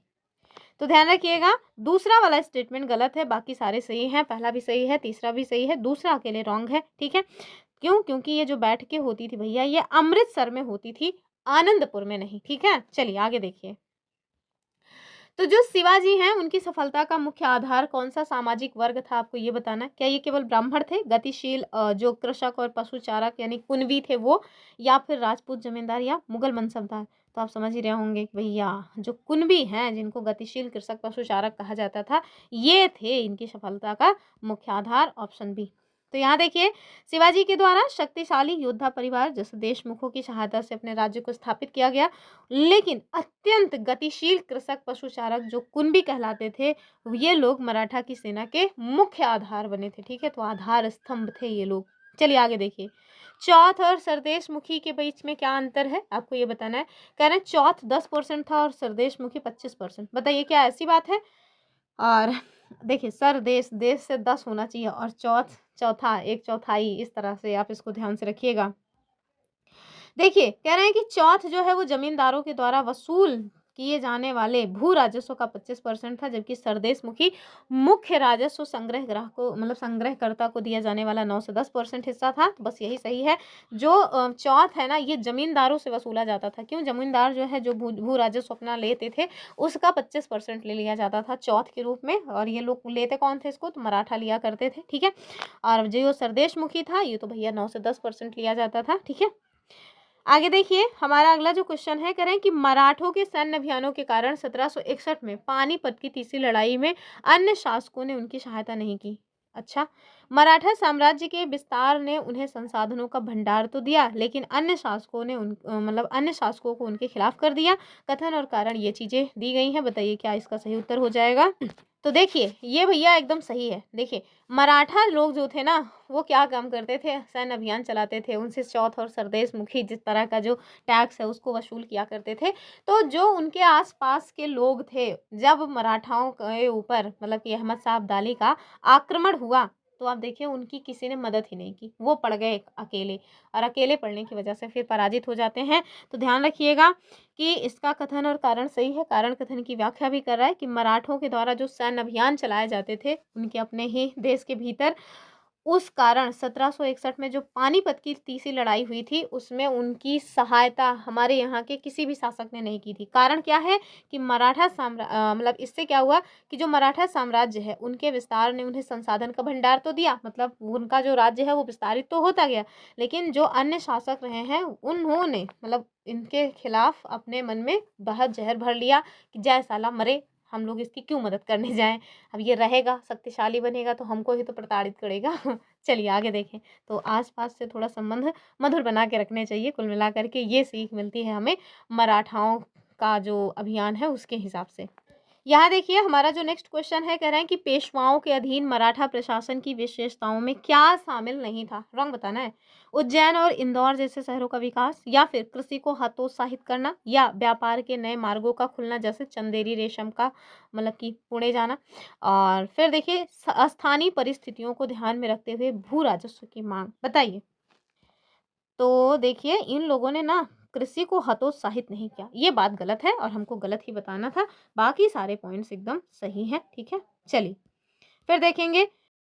और आगे बढ़ने से पहले, अभी तक अगर आप लोगों ने वीडियो को हाइप नहीं किया है तो भैया हाइप कर दीजिए। क्या करिएगा हाइप बचा करके? वैसे भी जो बहुत बड़े बड़े मतलब कि क्या बोलते हैं चैनल्स हैं, वहाँ आप उन हाइप को यूज़ नहीं कर पाओगे। जैसे अगर आप सोचोगे कि नहीं हमारे तो फेवरेट कोई बहुत फेमस टीचर हैं जो उनके पास 2 मिलियन सब्सक्राइबर हैं, उनको देंगे, तो भैया आप उनको जो है हाइप नहीं दे पाओगे अपना। क्यों? क्योंकि ये छोटे चैनल्स के लिए हैं जिनके ना मतलब 5 लाख से कम सब्सक्राइबर्स हैं, तो मेरे तो अभी 5,000 भी नहीं है। तो मेरे ही चैनल को आप अपना हाइप वगैरह दे दिया करो। और मैं जान रही हूँ कि ज़्यादातर लोग ना जो बहुत बड़े-बड़े चैनल्स हैं उन्हीं से पढ़ते होंगे, तो वहाँ आप अपना हाइप दे नहीं सकते, तो मेरे ही चैनल को दे दिया करो भैया। आखिरकार मैं भी आप लोगों के लिए मेहनत इतना करती हूँ। कुल मिलाकर के अगर आपको वीडियो पसंद आती है तो नैतिक दायित्व के हिसाब से आपको हाइप हमारी वीडियो को देना चाहिए, बस और कोई बात नहीं है। बाकी आपको लगता है कि नहीं ज़रूरत नहीं है तो मत दीजिए, ऐसा क्या है, भीख थोड़ी मांग रहे हैं। चलिए, जाट शक्ति किसके नेतृत्व में अपनी पराकाष्ठा पर पहुंची, ये आपको बताना है। चूड़ामन जाट, बदन सिंह, सूरजमल या फिर जवाहिर शाह? तो ध्यान रखिएगा ये हो जाएगा ऑप्शन सी वाला, यानी कि सूरजमल के समय में। ठीक है, ऑप्शन सी सही है। तो देखिए, जाटों की शक्ति सूरजमल के समय 1756 से 1763 के मध्य अपनी पराकाष्ठा पर पहुंच जाती है। उन्होंने भरतपुर राज्य को क्या किया था, संगठित करने का काम किया। चलिए आगे देखिए, दीग की बात हो रही है कि दीग के महल बागों की वास्तुकला की क्या विशेषता थी। पहला देखिए, पूरी तरह से फारसी शैली में था, इसमें अंबर और आगरा की शैलियों का समन्वय था, या फिर इसमें केवल राजस्थानी शैली, अब केवल लगाए तो वैसे ही बात खत्म, और ये मराठा वास्तुकला की नकल थी। बताइए। तो जब भी समन्वय जैसा कोई शब्द आए ना तो समझ जाया करिए कि हाँ कुछ तो इसमें होना ही चाहिए मजा। तो ध्यान रखिएगा इसमें अंबर और आगरा की शैलियों का समन्वय था। ठीक है, चलिए, और यहाँ देखिए दीग में ये एक स्थान है जहाँ पे जाटों ने अंबर और आगरा की शैलियों का समन्वय करते हुए विशाल बाग महल बनवाए थे। फिर देखिए, एक साइड राज्य है, एक साइड संस्थापक है, जो कि खूब बनता है हमारे एग्जाम में, फटाफट देख लेंगे। तो हैदराबाद, अभी मैंने बताया था हैदराबाद की स्थापना किसने की थी, अवध का भी बताया किसने की थी, और बंगाल। तो जब एक ही बचे हुए हैं तो इनको भी कर लेंगे। ठीक है, चलिए, तो हैदराबाद की जो स्थापना है उसको बाद में बताएंगे, पहले बताएंगे कि बंगाल की जो स्थापना है ये मुर्शिद कुली खान ने की थी। तो सी का 1 होना चाहिए, और सी का 1 देखिए कहाँ पे दिया गया है, ये दिया गया है सी का 1, मिल गया उत्तर। देखिए सी का 1 से मिल गया, सी वाला इसका उत्तर होगा। ठीक है, और ये देखिए हैदराबाद अभी हमने देखा था निजामुल मुल्क अशरफ जाह ने की थी, और अवध की शहादत खान ने। चलिए, इजारेदारी प्रथा के बारे में कौन सा स्टेटमेंट सही है, आपको ये बताना है। कह रहे हैं ये मुगलों के द्वारा बहुत पसंद की जाती थी। दूसरा, इस समय राज्य राजस्व का ठेका सबसे ऊंची बोली लगाने वाले को देता था। तीसरा, इससे महाजनों और साहूकारों का राजनीतिक प्रभाव कम हो गया। बताइए कौन सा इसमें सही है। तो जब भी आ जाए भैया बहुत पसंद की जाती थी, थोड़ा ये एक्सट्रीम वर्ड है तो इससे थोड़ा बचिए।